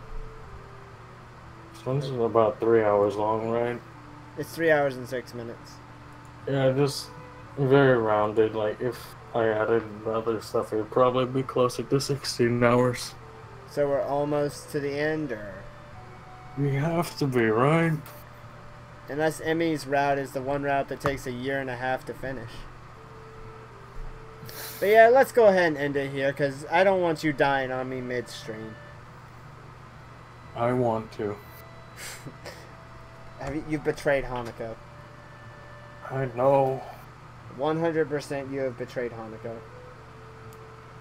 I wanted to take a screenshot of those. Would you like me to take screenshots of it and send it to you through Discord? No, I'll do that on my own. That's too weird. Alright. Alright, guys. We're going to end this here because Simple's about to die, I think, from the stream and being sleepy. I still have to, like, do stuff, too. I still have stuff to do before I can go to bed. And it's what, 12, 1 o'clock for you? No, it's only 11. I thought it was later. Yeah, but I usually start my days really early, so, you know. But we'll pick, tomorrow night I got Hyrule Warriors to play. Oh yeah, there's, you know, something not LOLI related. Actually, no, there is a LOLI. A bug lolly boy. And she kicks butt. Right. Yeah, so just send my Discord to Dawn. I'll probably add her when you stop dying. Yeah. Let's see. Okay, copy that. Oop, I will send this to her later. Okay. So I do hope you guys enjoyed this stream. If you did, come back next time, and maybe Simple won't be dying. Nope, that's not gonna happen. Okay, what if we're doing that? Well, you won't be dying when we get into Hanako route. Yeah, but that's not gonna happen yet. Actually, no, you're gonna feel bad because you betrayed her. Yeah. But yeah, guys, I do hope you guys enjoyed this stream as always. And alright, YouTube, Hudson Man 2 signing off. See you later, guys. Oh my.